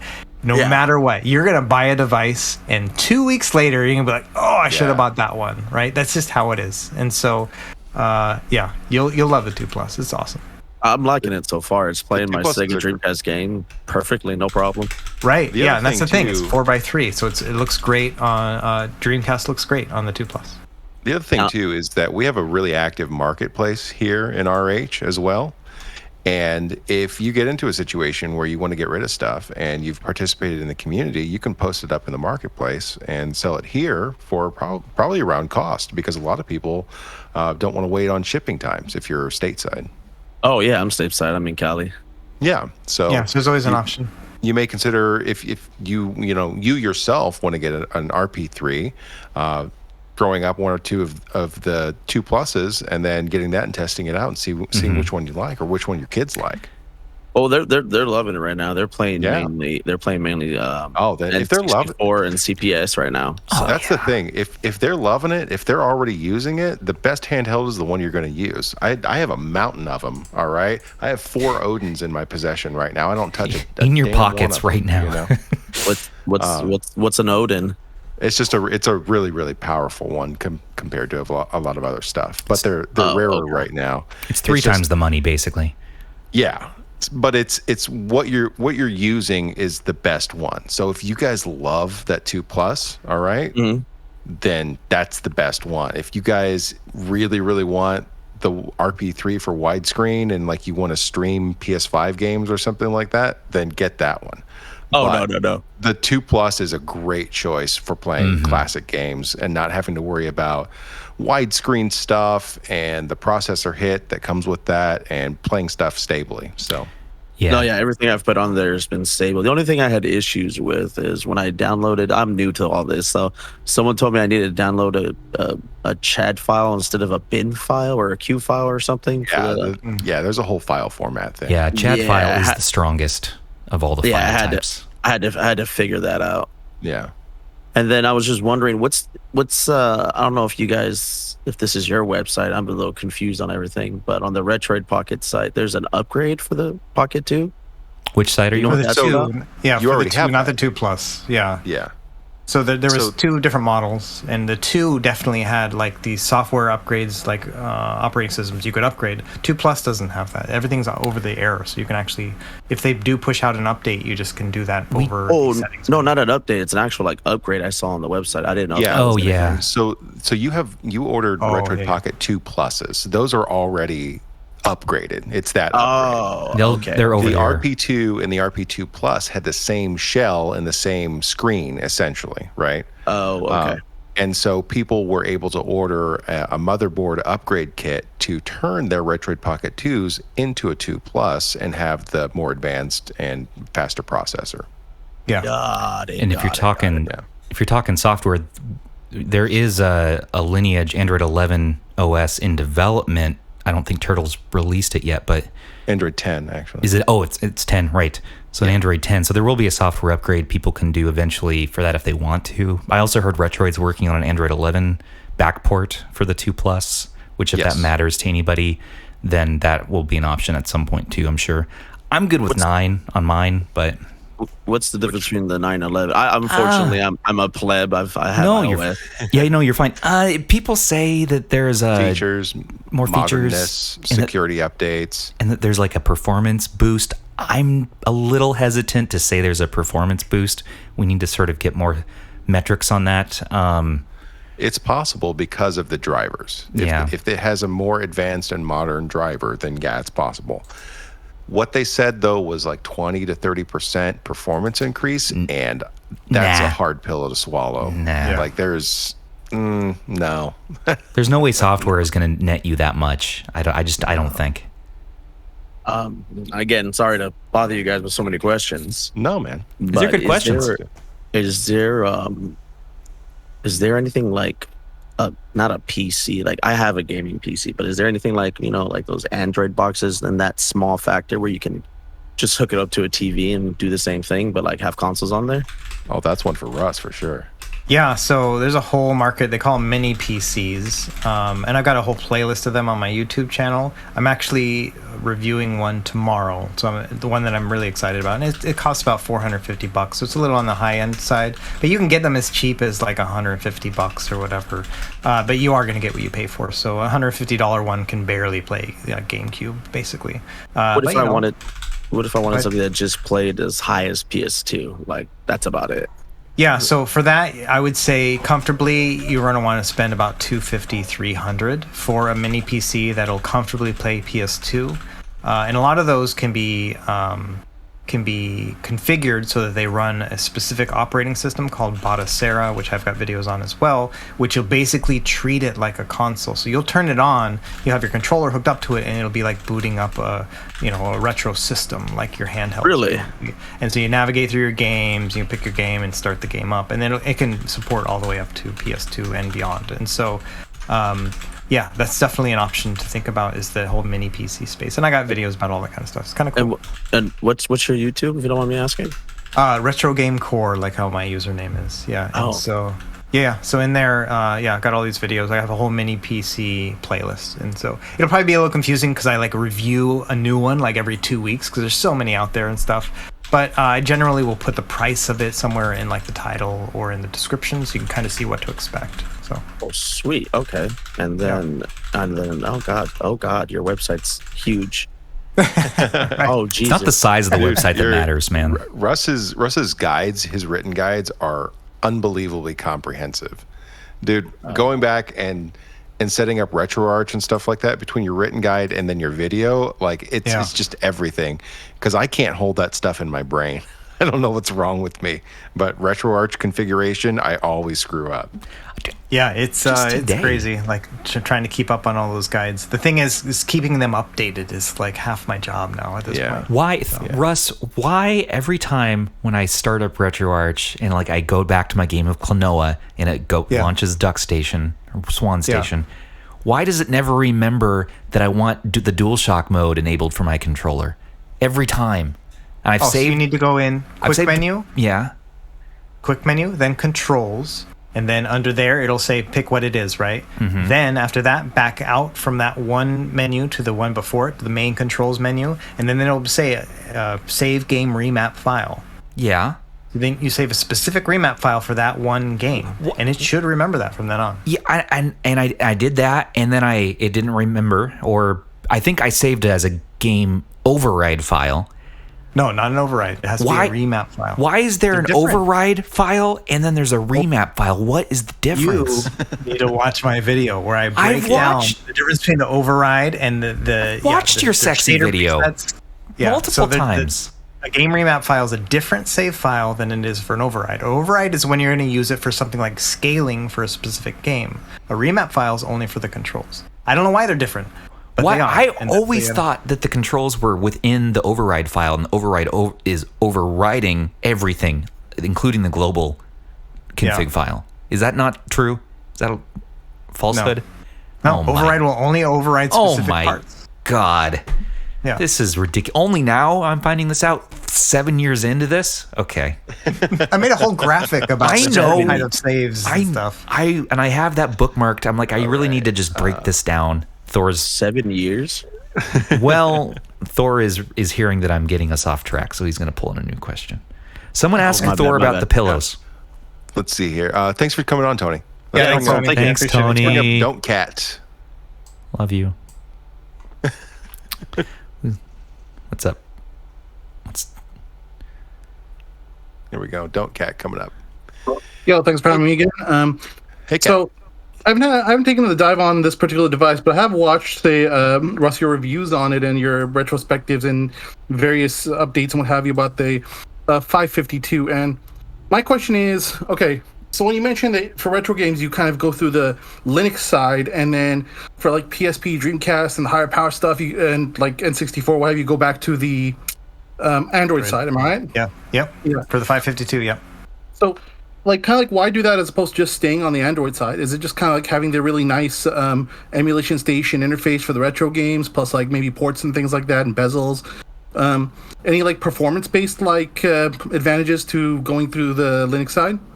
No, you're exactly right. So it's just the navigation experience, right? I love turning on a handheld, being right in the menu right then and there, and it works like just right then and there, and everything's good. Got my nice sexy box art. Like, I love all that stuff, and I just love that experience. And so I prefer to use Linux because of that just kind of overall user experience.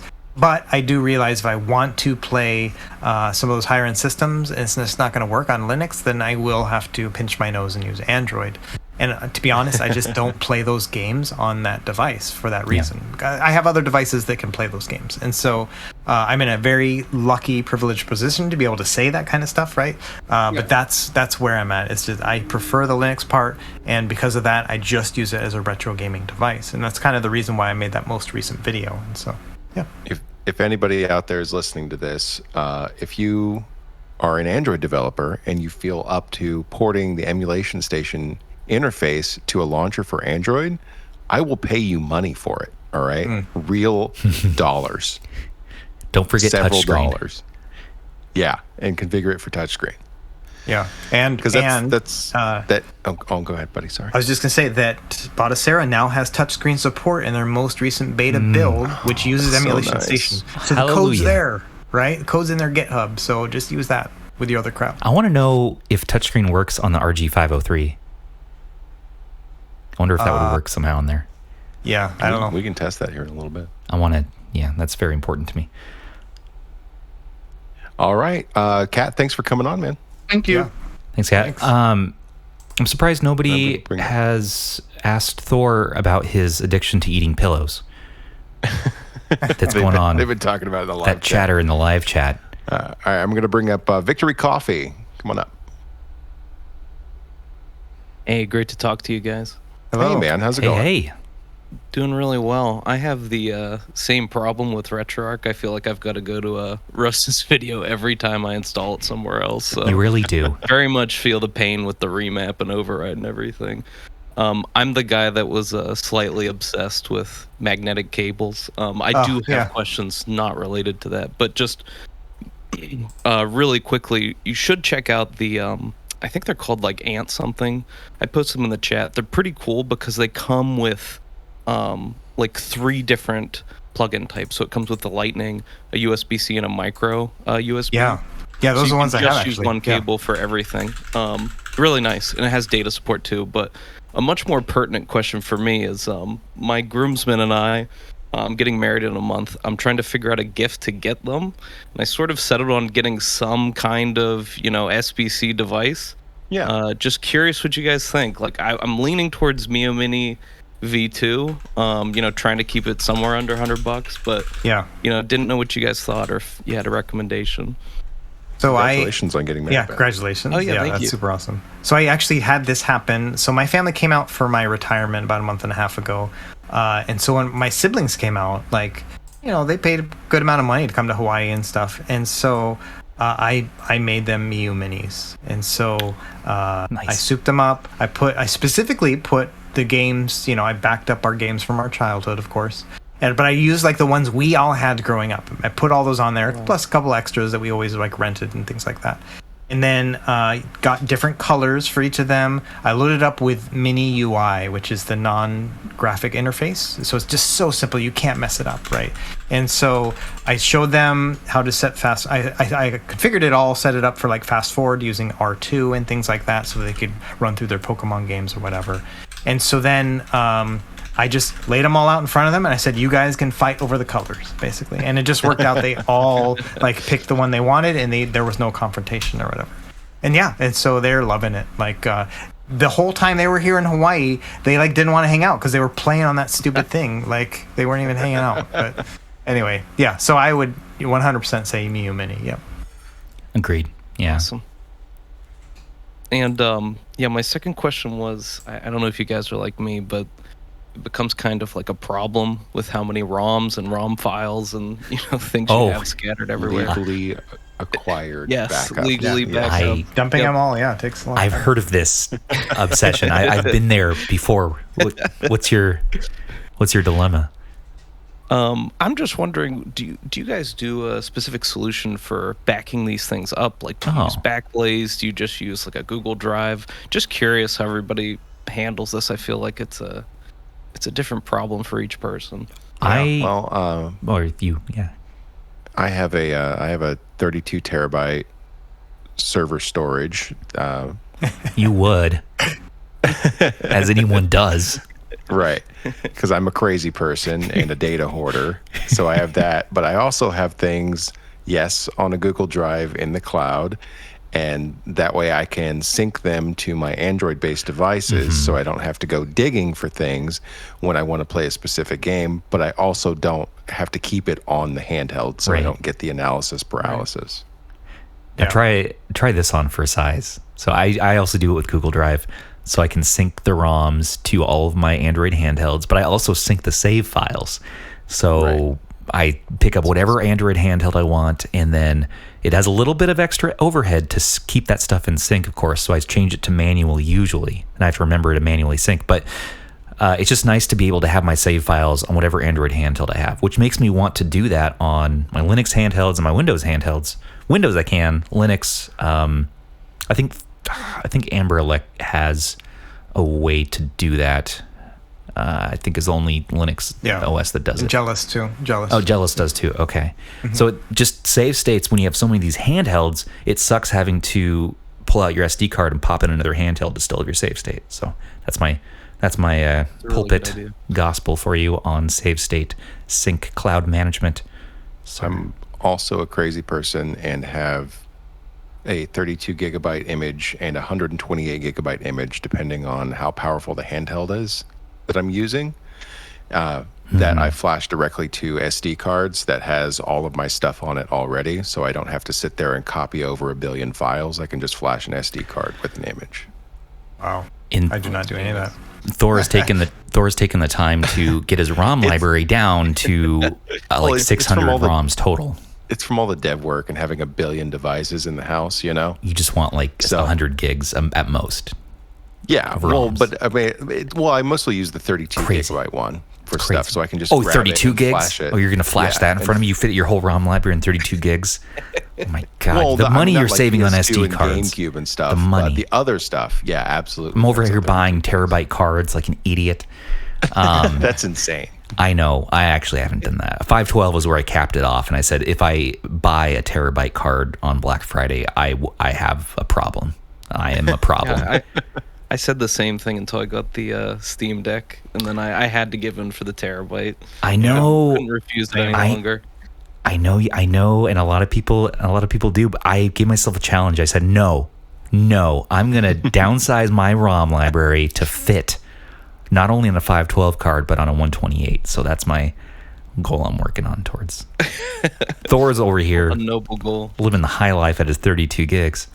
So the way the precursor stuff.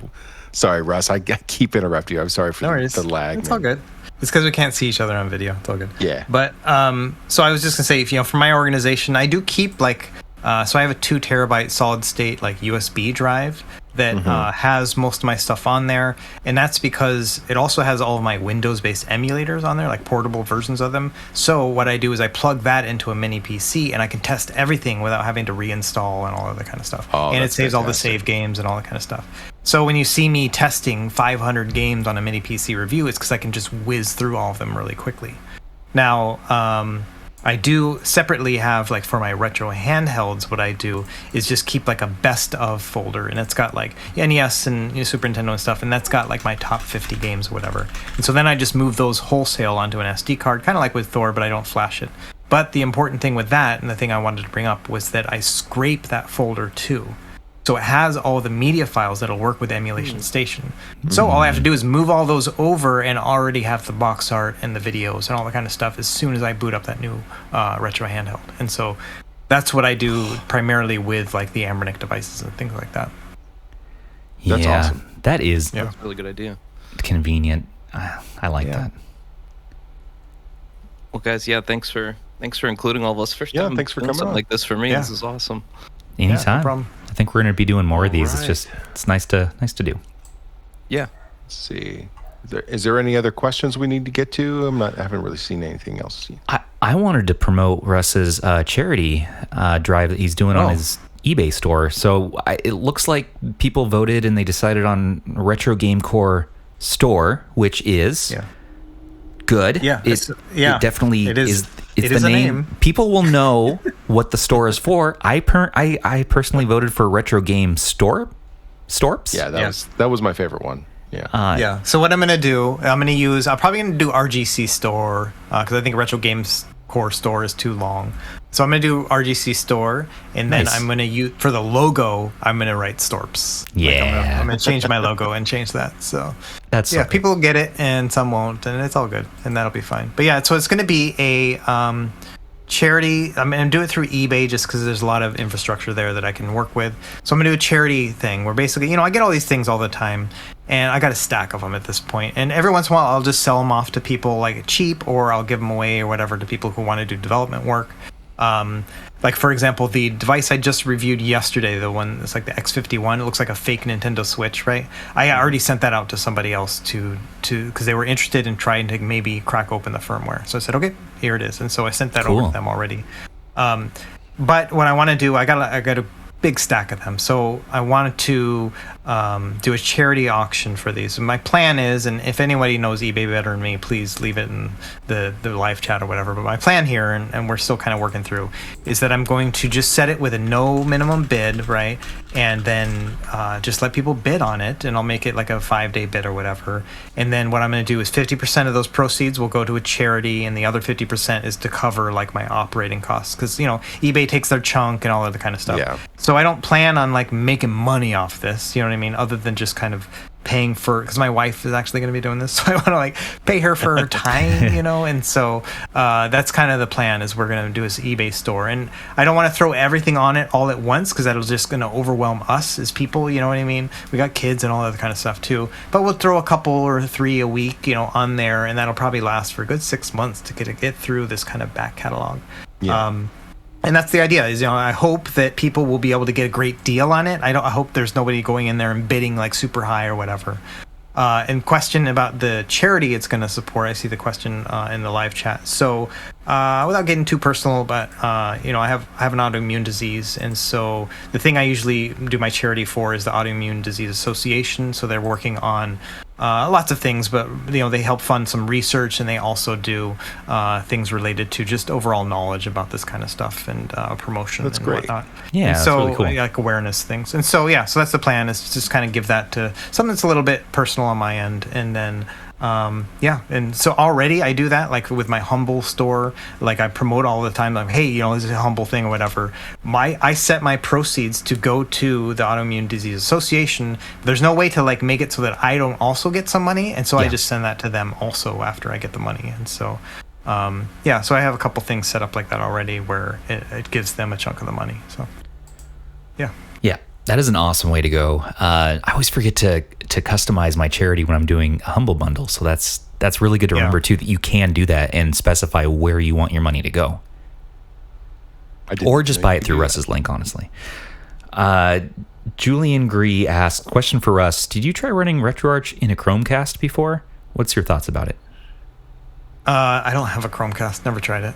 So I need to get back to the NVIDIA Shield. That's what's making me think about this. It's like, man, I did a video about it and it actually did really well. Like, people were interested in hearing about it and stuff. But I've learned a lot about Android since then, and I need to go back and see what I can do. Like, if I can get a good front end going on it or whatever, because I don't like the NVIDIA Shield's front end. It's great for video content, if you want to watch Netflix, but I'm here to play games. And so. But Russ, not to interrupt you, but you do have a Chromecast because you got a Stadia from me, which has a Chromecast in it. I just looked over at the box I haven't opened. Oh, yeah. I was like, you probably haven't opened it yet. You have a few things to get to first. Oh, man. I got my stack of things to give away in the charity auction is not as big as the stack of things I need to get through for review. To review. Yeah. Okay. So, yeah. Well, and then you don't forget about the Mister that still needs to be set. Oh, I know. Yeah, what is People always ask me, like, hey, have you tried the new, like, what is that called? The Razer Kishi. Have you tried the new, what are they? All those other ones, right? I have all of them. I have the PlayStation, like the GameSir, and then I have the PlayStation Backbone. I have all of them. I haven't opened any of them. And I don't know if I'm just going to do a one review for each of them or just do a big old video. I'm like, all right, let's just figure this out. Which one's the best, That's usually, figure all that, so. I mean, that's usually easier to do. And people probably be good with it too. I mean, Thor and I oftentimes, we always talk about like, oh, we're going to do an episode and just really do a deep dive on one of these handhelds. With life and kids and everything, we tend to just group multiple handhelds now into an episode and kind of just go over them lightly. We are going to do a full review, I think, on the RP3 though. And the 505 for sure, because we'll do a live stream for both of those, and I'll do a teardown.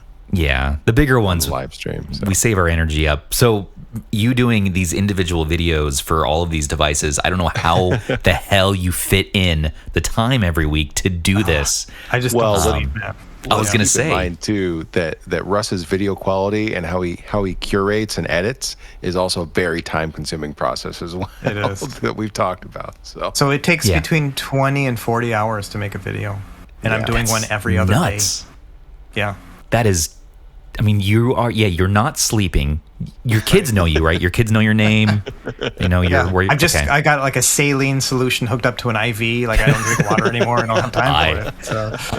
I feed the Retro Sultan. That's good. That's good. All right, what else we got here? Russ, want to review my NVIDIA Shield Portable 2 dev unit from Slystro? I think I'm just going to stick with my NVIDIA Shield Pro I have. So I have a lot of these like kind of rare devices and things like that people offer to send to me, or I have them already and stuff like that.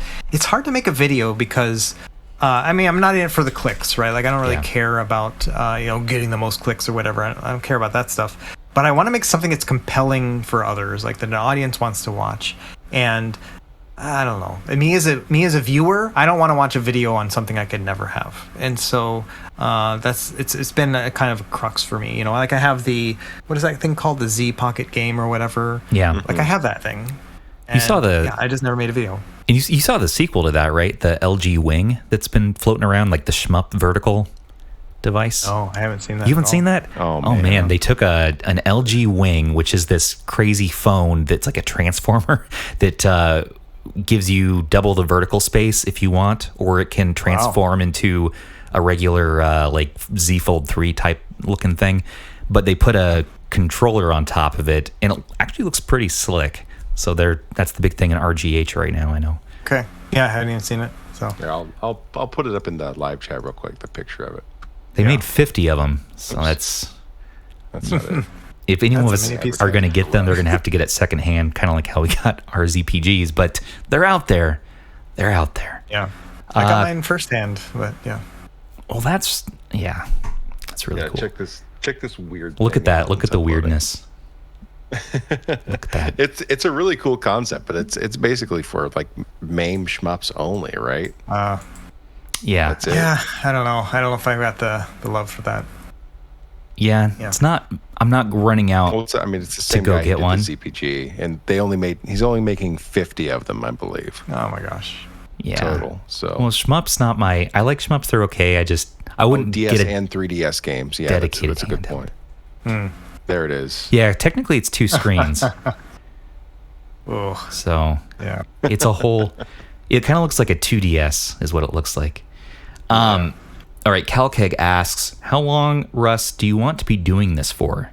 Is it a new career path until it's no longer interesting? Until death do we part? Great question. Let's get deep. So, yeah. So I just spent almost 23 years in the U.S. military, right? Where everything is very structured and the military was not a great fit for me as a person. It was something I planned on doing for 4 years, and I just kept doing it because I was good at it, and I understood and recognized the benefits it had for my family in terms of just afterwards and everything. So that was kind of something I did for a long time, right? Now that I'm free of that and stuff, the last thing I wanted was to jump into another job where I have to do things like have promotion cycles and all that kind of stuff. Yeah.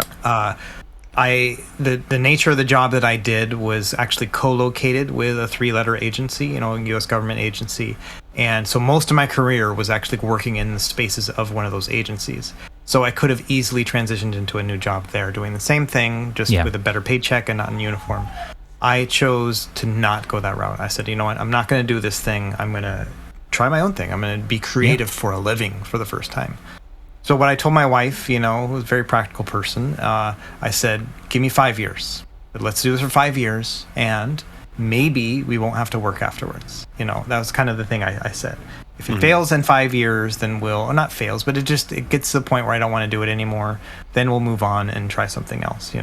I'm a huge optimist, as you can tell from my videos, right? I always think things will work out, and typically they do, as long as you have the right attitude. And so that's what I'm going for. So I told my wife, give me 5 years, and that clock started a month and a half ago. So 5 more years, and I'm enough of a tenacious guy that I know I can do anything for 5 years straight. So my challenge to myself is to make it fun for those 5 years. Figure out what's going to make me interested in it. I don't want to be a guy who just kind of does rote, like, oh, I'm going to make a video, 3 videos a week, game the system, or that kind of stuff. Like, that's not my thing, right? I actually hate it when people call me like a content creator or whatever. Like, no, man, I'm making like the videos I want to watch. Like, it has nothing to do with like, oh, you got to make content to feed the algorithm, or and like none of that stuff matters to me. I never even think about it in that way. I want to spend 5 years, trying this out, seeing what we can do and where the community can go. I got my first taste of it when the 351p first came out, and I started making videos about it because people were shitting on that device in the beginning, right? They're like, oh, it's less powerful than the RP2, therefore it's worse, right? And I was like, oh, I got both, and I kind of like this one better, right? So I started making videos about it, and I met the developers. I started working with it, and then all of a sudden custom firmware came out. I started making videos about that and everything else. And it came to a point where I saw the tide turn, right? And to me, I loved being part of that, just to see that happen. It's not about, like, for me, again, like making a device in the beginning that's going to be great at the start, but what can we do with what we have right now? And so if I can keep doing that for another 5 years and to see where we're going to go with it, man, it'd be awesome. And so, 5 years is the plan. So. Well, that is... I hadn't even thought about that. Yeah, there's a lot of words to live by in there too, Yeah. We will help hopefully keep you entertained. We'll try to break up all of your reviews with just ridiculous things like this every now and again. So thank you for doing this a third time with us. I love it. Okay, so Chenwick.overlay, I hope I pronounced your name right. Yeah. Question: with the current climate in retro handhelds milking the same chips and then Windows-based devices, there's so many being released, where do you think we'll be headed in the future? Or what do you hope all future devices should be, and we're ignoring cloud computing in this hypothetical. Yeah. So first of all, yeah, it's Chen is how I refer to this person. But yeah, so I don't know. I mean, we kind of talked already about how I like the Windows kind of idea, like the ability to dual boot into things like that and stuff too. I really hope that like ARM-based systems like kind of get to the point where they're also efficient, and things like that are super awesome as well. So yeah, I don't know. I don't like to speculate on what's going to happen 5 years from now because I have no idea, right? Like, but I can tell you, 3 months from now how it's going to look and like what I'm excited about and things like that. And I think that's kind of the best place to be in with these Chinese companies because man, they're just keep putting out stuff. And so I do think we're hitting this. Everyone keeps saying, oh, we're oversaturated. Mm-hmm. We haven't seen anything yet, right? Yeah, no. They do just crank this crap out, don't they? To give you perspective, right? So I started a paleo blog. Like everyone's heard of the paleo diet, right? I started a paleo blog in 2010 before it was a thing, right? And that's what kind of got my stuff to blow up or whatever. Not on purpose. It just happened to be that my like life aligned to that whole movement.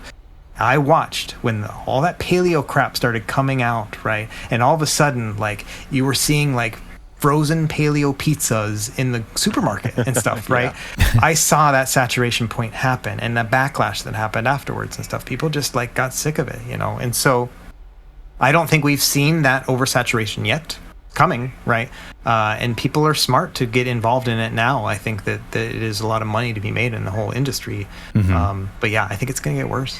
I hate to say it. That's just kind of how things operate. How are we going to keep up? About with what's going on with the x86 stuff right now is just like we always joke about too many SKUs, Yeah. That's how I feel about the x86 market. Android and stuff like that, I don't feel like that's gotten oversaturated. But I think over the next year and a half, the x86 handheld market's just going to get even crazier. I'm tired of it already. Like the INEO Air came out, right? And I had that thing for about 5 days. I made a video about it, and I was exhausted when I was done with it. Right? I'm like, okay, I'm done with the INEO Air, right? And then, like yesterday, INEO Air Pro videos are coming out. I'm like, I'm so glad they didn't ask me to review one because I don't want to, right? I ordered one, and I'm waiting for that in a few weeks or whatever, and I'll make a video on it. But man, as a viewer, somebody who's in the community is already exhausted about it. Everybody else is going to be exhausted too, Yeah, like there's some of these you can just skip. You just don't need to get. For instance, for me, the A1, the AOK Zoe A1, it's already too big. The D-pad thing, there's so many other ones coming. I don't know. I picked up the Air Pro. That's where I went now. I think that's going to be my device for the sad thing about this though is the AOK Zoe is $1,000, right? That is. You should only be buying one handheld at that price point. You should be done for like 5 years, right? At least 3 years. Yeah. Stubbs is already going 3 years. Well, 2.5 years. Well, we'll call it a year. 18 months. Remember when we bought a phone and then we waited maybe 2 or 3 years before buying another phone? Now, why is it our mindset with handhelds here is like, oh, I got to get every one, and beyond just like us here reviewing these things and looking at these things, but just to own them personally, I still buy almost every thing coming out, but I can't keep up in the Windows space because it's too expensive. I will start putting stuff on credit cards more, and it's like, okay, we need to reel this in real hard, and like, what one thing are you going to get and enjoy for the next, I'll say a year is my upgrade cycle, because come on. But the market saturation is the business strategy though for them, Right. It's we're gonna spray all these different things and then see what sticks, Yeah, exactly. Yeah, and so they're probably making small batches of them and seeing which one they need to make more batches of. Yeah, that's what. Well, they've taken so many pre-orders and everything. All they have to do is produce that amount, and then they can say, "Oh, we have another batch coming in 2 months." Right. Yeah. I know, and we'll just see how it goes from there. Chen's other question was slate or clamshell. I'm not a huge clamshell fan. It just, to me, I know, I get it. I recognize the value in them, but the comfortable, like they're not as comfortable. If they were more comfortable, it'd be great. They're so nice. I will say the V90 is more comfortable than say something like the GPD XD or whatever. So. There's a lot of scoffing. I'm in a scoff band. So personally, I like the Slate. Yeah. I go back and forth asked, except for the Steam Deck, what system would you go to play GC portably, if any? Steam Deck is not available in all regions like mine. Yeah, I don't think we're there yet with GameCube. I just don't, like some of the Windows handhelds, sure, they can do GameCube and stuff, but you're never going to play GameCube on them because you're going to play like Windows games. And so the Odin is the closest, but I'd really like to see something with a bit better of a button layout for GameCube in particular, you know what I mean? It's very impractical, but I'm a huge GameCube fan. If they made a GameCube handheld, I know they make them where they put the GameCube inside of a handheld, but I'm talking about like one that had the button layout. Yeah. I don't know. Yeah, I think it'd be pretty awesome. Odin's the closest. Yeah, I've never actually thought about putting a GameCube style button layout on a handheld. That'd be a lot of fun with that huge A button and teeny tiny B button. It's so hard to play F-Zero when you map the buttons the way they are. You're supposed to press the A button on the bottom while you're for your for your gas or whatever, and then the top button is your turbo, right? But you can't press the top button without pressing the other ones while holding on to the bottom one, which means you're going to press the brake while you're doing it, right? But on the GameCube, it's made particularly the A button is huge, and then the Y button, which is above it, is easy to access because you're touching it with the bottom of your thumb. And so, yeah, things like that, it's just not a great button layout for the current kind of layout we have. All right. Let's see here. Pull Victor someone Coffee up. with another question. For any in the group, any older or lesser known easy to run consoles/systems you guys would recommend to check out? Pico 8, Amiga, etc. Pico 8. Amiga is really interesting, right? Yeah, so Amiga Pico. is something I didn't even know what an Amiga was till like a couple of years ago, right? It was an enigma. That's a funny pun. But anyway, so the thing with Amiga is that, very European based, obviously, very Commodore and all that kind of stuff. Runs at 50 frames per second, which is really interesting too, because everything was PAL or whatever. Right. But there are some real gems on there, and the sound on those games are fantastic, And so you could just look up like top 20 Amiga games, like lists and stuff like that. There's some really kind of cool stuff. I love Lotus Turbo. That's a really great racing game. And yeah, a couple others and stuff. Amiga's great. It is hard to run like on an emulator. It's just not very efficient for emulation. Yeah. So even on like a RK3326, it's not going to play all the games at full speed. And I have a recommendation for that. If you want easy Amiga, RetroX is a front end that has emulators built in. That particular program, it's for Android and Raspberry Pi. It has Amiga already set up. Like you just feed it the Amiga ROMs and it knows what to do. And there's like no setup and it runs it really efficiently. It's amazing. There's that app I use specifically for Amiga, DOS, and ScumVM because it just is so Franco spent so much time optimizing those three. And I tend to do Reset Collection for the others personally. But yeah. My problem though with Amiga is that they use the D-pad up button for the jumping in a lot of the platformers. Yeah. Why? Why? Yeah. Is it So you can map that to a it's- different button. Well, yeah, I know you could. My suggestion is the Neo Geo Pocket Color for this, right?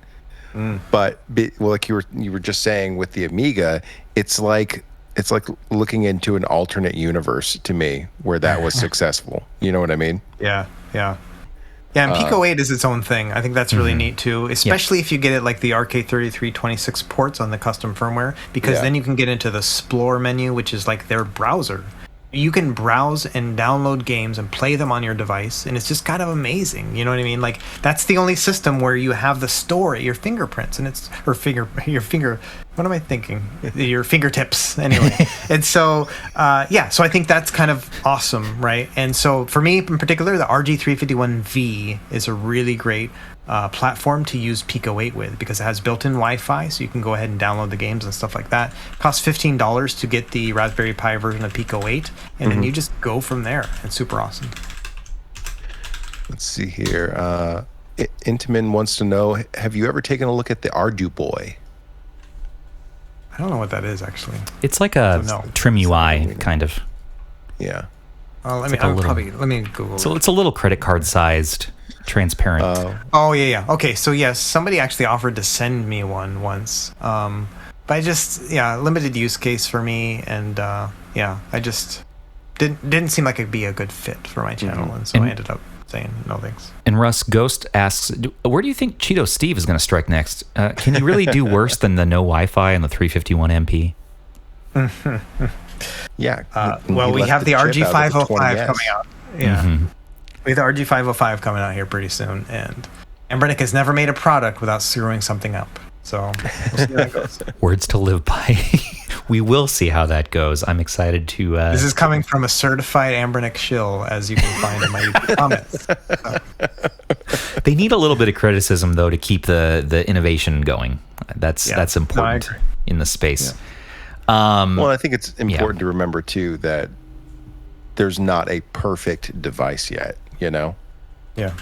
There have been several things that have come close. And I mean, hell, we did the 3326 Ultimate live stream a little while back, right? Yeah. And even though the 351V wasn't really any of our favorites, right? That was still the one that came out on top because it had the least downsides and the most bang for your buck, you know? Yeah, totally.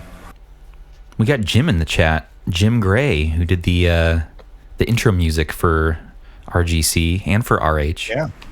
And Jim's at a wedding right now. Hope you're having a great time at the wedding, Jim. I don't think you're in the in the voice call here, but maybe you'll listen to this later. Jim's just a gentleman. He's just a great guy. Best Poo, let's bring you back up. Welcome back. Hey guys, I feel like I'm being a little greedy. We're kind of in the wrap up point, so I mean it's fine. It's a free for all right now. Fair enough.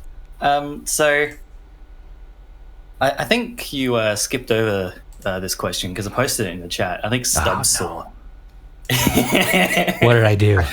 Okay, so in terms of the two main, I call them like the final gen Corpo handhelds, so the 3DS and the PS Vita.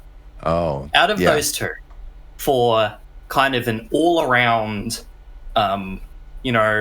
retro emulation, as well as obviously the library on the device.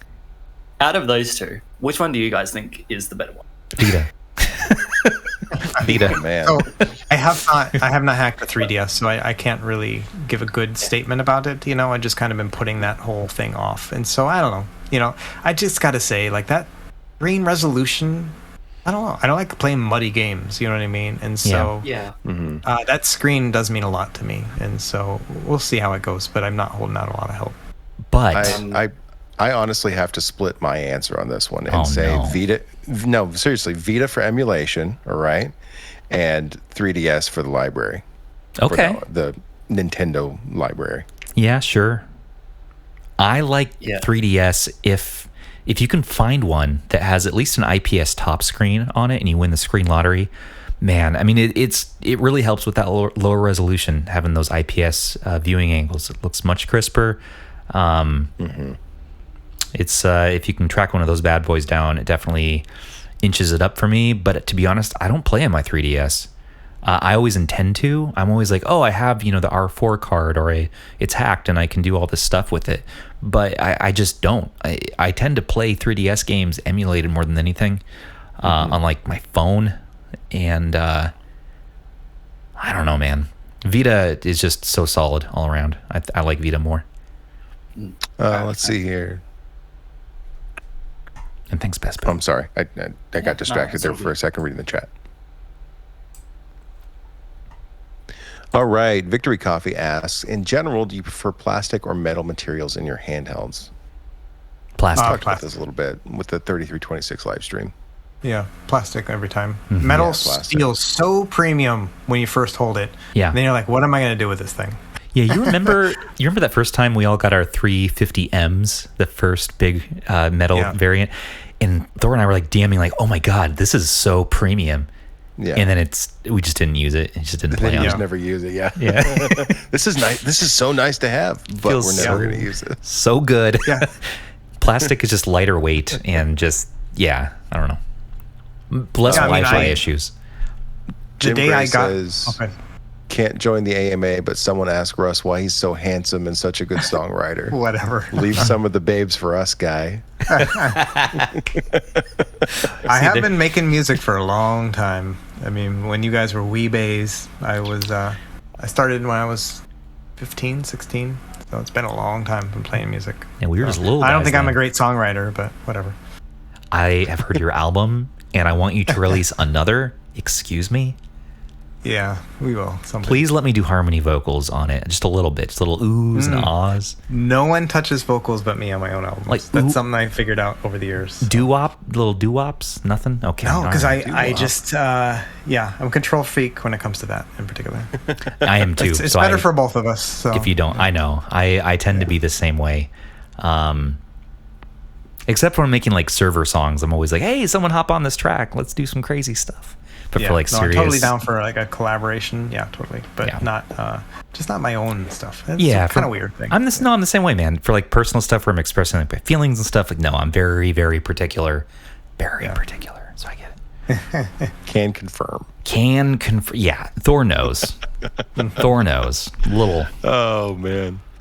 Calkeg asks, so Russ brought up the Miu Mini as a great device earlier. Was there anything you'd be looking for in an ideal small form device?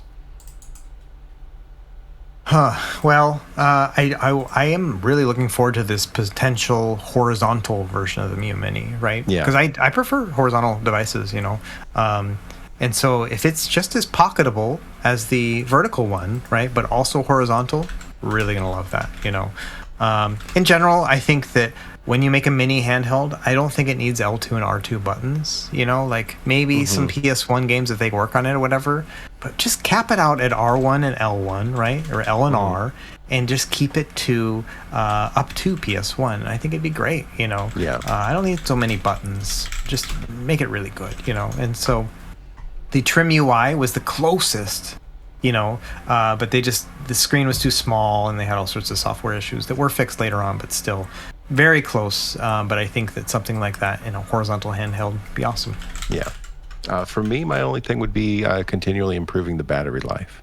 Yeah, that's so using more modern SoCs that are extremely power efficient. Yeah, 480p screen is a must. You know, like the 280M. If they had made that in plastic and had a better screen on it, that would have been a really great little handheld. But they never did it. Jose, what's your other question? I think he has his hand up. We'll bring him on. Hey, Jose, boys. welcome back. What's up, buddy? Yeah, man. I couldn't follow the whole AMA, so I might have missed this question. Someone might have asked. How dare you? How dare you? No, you know, kids, man. I know. It's a very common question, I'm sure. So might have been true. What kind of sports do you follow, Russ? If you follow any sports, and if you follow some esports too, but sports and esports in general. So I mentioned earlier I played tennis all through like high school and stuff like that, but I don't really follow it. Like I don't know who's playing tennis anymore and that kind of stuff. Football, I like football, American football, you know, and so I do try to follow that. I'm a Seahawks fan. I'm originally from Seattle, and so that's a big deal for me. But to be honest, Hawaii, time zone wise, is like away from everybody, and so you can't ever really watch games like that well. Like just the timing doesn't work out for your day. So when I'm living in Hawaii, and I've spent the past 11 years out of the past 20 years here living in Hawaii, I just get out of sports. I just stop watching, other than local games, and things like that. But again, like the UH football team. So yeah, not real big on sports while I'm living in Hawaii, unfortunately. But yeah, football, some baseball, not really basketball. I am, cursed with growing up during the Griffey era of the Mariners, right? And then also like the Dream Team era of NBA, right? Jordan, Sean Kemp, all that kind of stuff. So it's like, nothing really floats my boat anymore. So. All right, cool, thanks. Yeah, I'm always curious on how Americans, which sports you follow, because there's so many right there.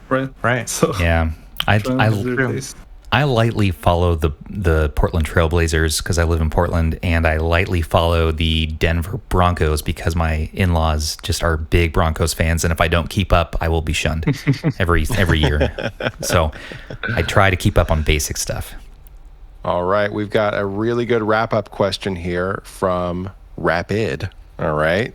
Bring him on, Rapid. You get your mic on. So on the podcast, we do what we call Shit Talk Lightning Round, where we complain about something. So Rapid wants to know what's your retro gaming hot take? Games, handhelds, whatever.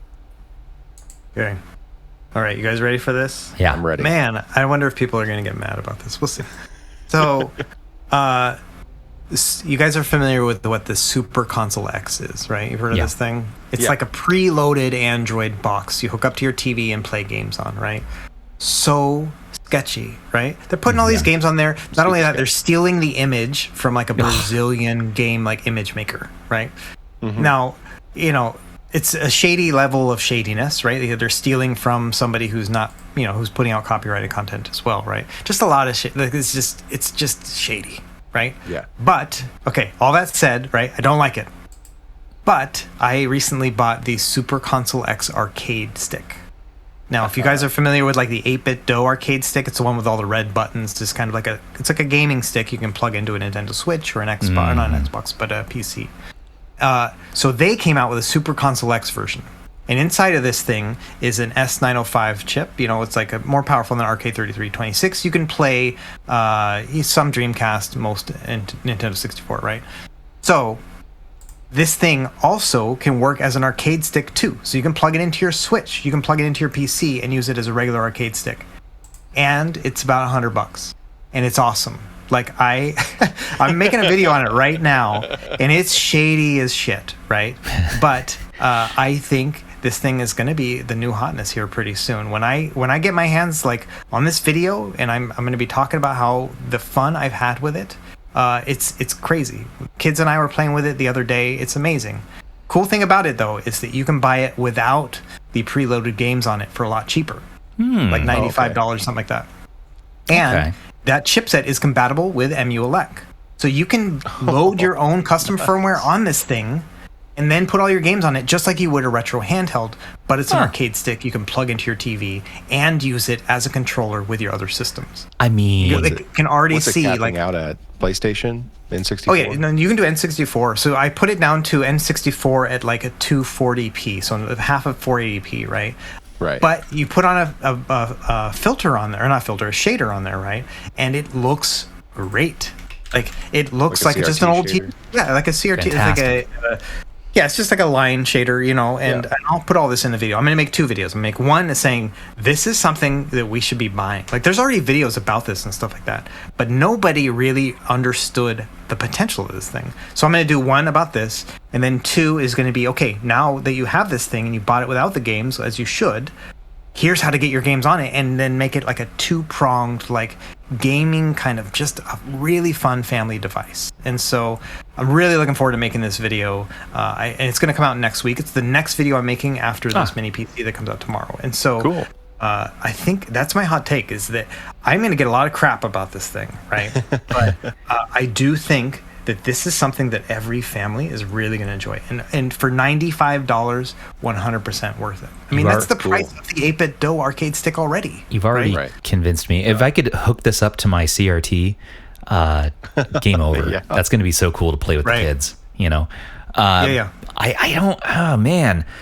I mean, it's got to be a great interface to play Shredder's Revenge on. That would be really fun on it. And then all your MAME. Actually, like a lot of the ports don't work on Emulation. Right? I don't think that one is, right? Because they don't do the whole Portmaster thing. If they added that code for Portmaster and Emulation, holy crap! Can you imagine? Like Shovel Knight, on there would be amazing. Yeah. All the good things. Anyways, it's great. Yeah, great for your like Final Burn Neo games, MAME, just arcade stuff is going to be so good. Okay. All right. Stubbs, do you have a hot take? Oh, I'm hungry for food. I ate mostly pizza today. I don't know why I'm hungry for pizza again. I'm just have Faust's 42-inch cheese pizza song stuck in my head right now for some reason. I've had that stuck in my head for 3 days. 42-inch cheese pizza. Good Lord. So, hot takes. What makes me frustrated or... God. I I feel like I've moaned and complained plenty already tonight, but it doesn't have to be a shit talk. You could, like, for me, I chose my hot take to be like a good thing, something that I'm excited about. I am. I'm excited about my Air Pro showing up. I think. I don't know. I'm really confused with the Windows handheld thing. I jumped into this so hard, so fast. My head's spinning. I got the Retro Power 2021 from Russ. That one I'm actually stoked to set up and use. The Win 600, the GPD Win 1, Win 2, Win 3. Probably other things. But your collection is impressive, by the way. Well, I'm going to narrow. See, I'm just trying them all out. I'm going to narrow down to like one Windows handheld. The Steam Deck. I don't know what to get. I have like this consumer paralysis of what do I really stick with, because it takes a lot more time to set up a Windows handheld than it does an Android handheld for me. I'm going in there, tweaking Windows settings, getting battery life optimized, and it's so time consuming and exhausting. I just wish there was some handheld operating system that was universal, that was Windows based, that was like a Windows image that was already optimized, already configured, like Batacera, and it is good. It knows what battery setting. It has a TDP changer built in, all that kind of stuff. That's my long way around and tangential way of saying, I don't know, I'm just confused about what's happening in the scene this year. I feel like we started the year in January with Android on top with the Odin. We were all talking about how we're doing GameCube and PS2. At the end of the year, we're slamming into this Windows space, playing PS3 games in our Steam library, and I haven't had time to catch up. The When's Windows the time? thing has been too sudden. I think it's been so fast. Yeah. So I remember a year now already going out. That's crazy. Yeah. A year ago, people were like, I want something that plays PS2 and I'll pay $500 for it. Right. I used to see that comment all the time. Now it's like, yeah, those things play PS2, but they're $500. It's like, dude, this is what you said you wanted, and it's pretty funny. This is human nature, but yeah. I know, yeah. And then it gets here, and look at us. Look at us. What do we have to complain about? We have literally a sea of handhelds that can do from Atari to the Playdate cuteness to doing whatever ridiculous things we could, Cyberpunk and Elden Ring. What do we have to complain about, really? Right. Just getting more battery life. What's wrong with us? Battery. What's wrong with us? Come on. Yeah. I don't know. Anyways, I guess for my hot take, it's very related to that. I'm tired of seeing handhelds that are trying to punch above PS1 with side-by-side buttons. I think that's insane. And I really, really need these manufacturers to think more when they're picking chips about battery life, because it's starting to get weird, especially with the Windows handheld stuff, when you're getting, a 90-minute battery life, maybe. I think that sucks. Yeah. Should you even buy the base INU Air at all? Should that product exist, really? I don't know. It's going to be up on... I don't know. Is there a space for it? It's going to be on an RGC auction store here pretty soon. Yeah. It's the most beautiful handheld. That's an indication. The most beautiful handheld that you will never pick up, It's upsetting. Well, with that, everybody, I think we're doing 3 hours here. This is a pretty fantastic AMA. We've asked lots of great questions. The community, you guys have been awesome. Thanks, Russ, for coming on and doing this with us and letting people ask these questions and letting me ask about the mouthfeel again. We're going to do this again. We're going to do more. Let us know what you like, what you don't like. We always want to do community content and just hang out with everyone. So, yeah. On that note, Thor, you want to ride us into the sunset? Take us out. Well, let me say one thing before we... Yeah. So I just want to say, thanks to everyone. Like, super awesome. I'm seeing all the comments coming in and stuff. I'm so thankful to be part of this stuff. I'm just like you guys. Like, I don't think anything different. You know, the fact that I have people watching my videos doesn't mean anything to me. It's about just sharing and just the whole experience with everyone. So super awesome that you guys like tuned in for this. I love all of this stuff. So thanks. Well, Russ, man, thank you again for coming on. We always have such a great time hanging out with you, and I love doing these community nights. I think we need to do more and more and more of them personally. Thank you, everybody, for tuning in. If you're listening to this on a podcasting platform, on an audio platform, or on YouTube, thanks for hanging with us this long. I mean, we did full 3 hours almost here, right? Yeah. Yeah, thanks for coming in. We hope you enjoyed yourselves. Feel free to reach out to us at our Discord server or on the Reddit's discord.gg/retro handhelds, and come talk with us. Come talk with Russ. Let's hang out. Yeah, see you guys later. That's what he said.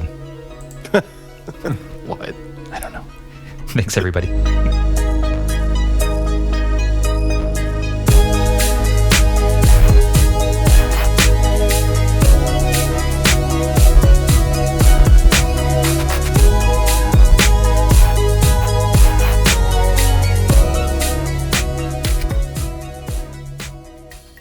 Ooh, chicken daddy likey.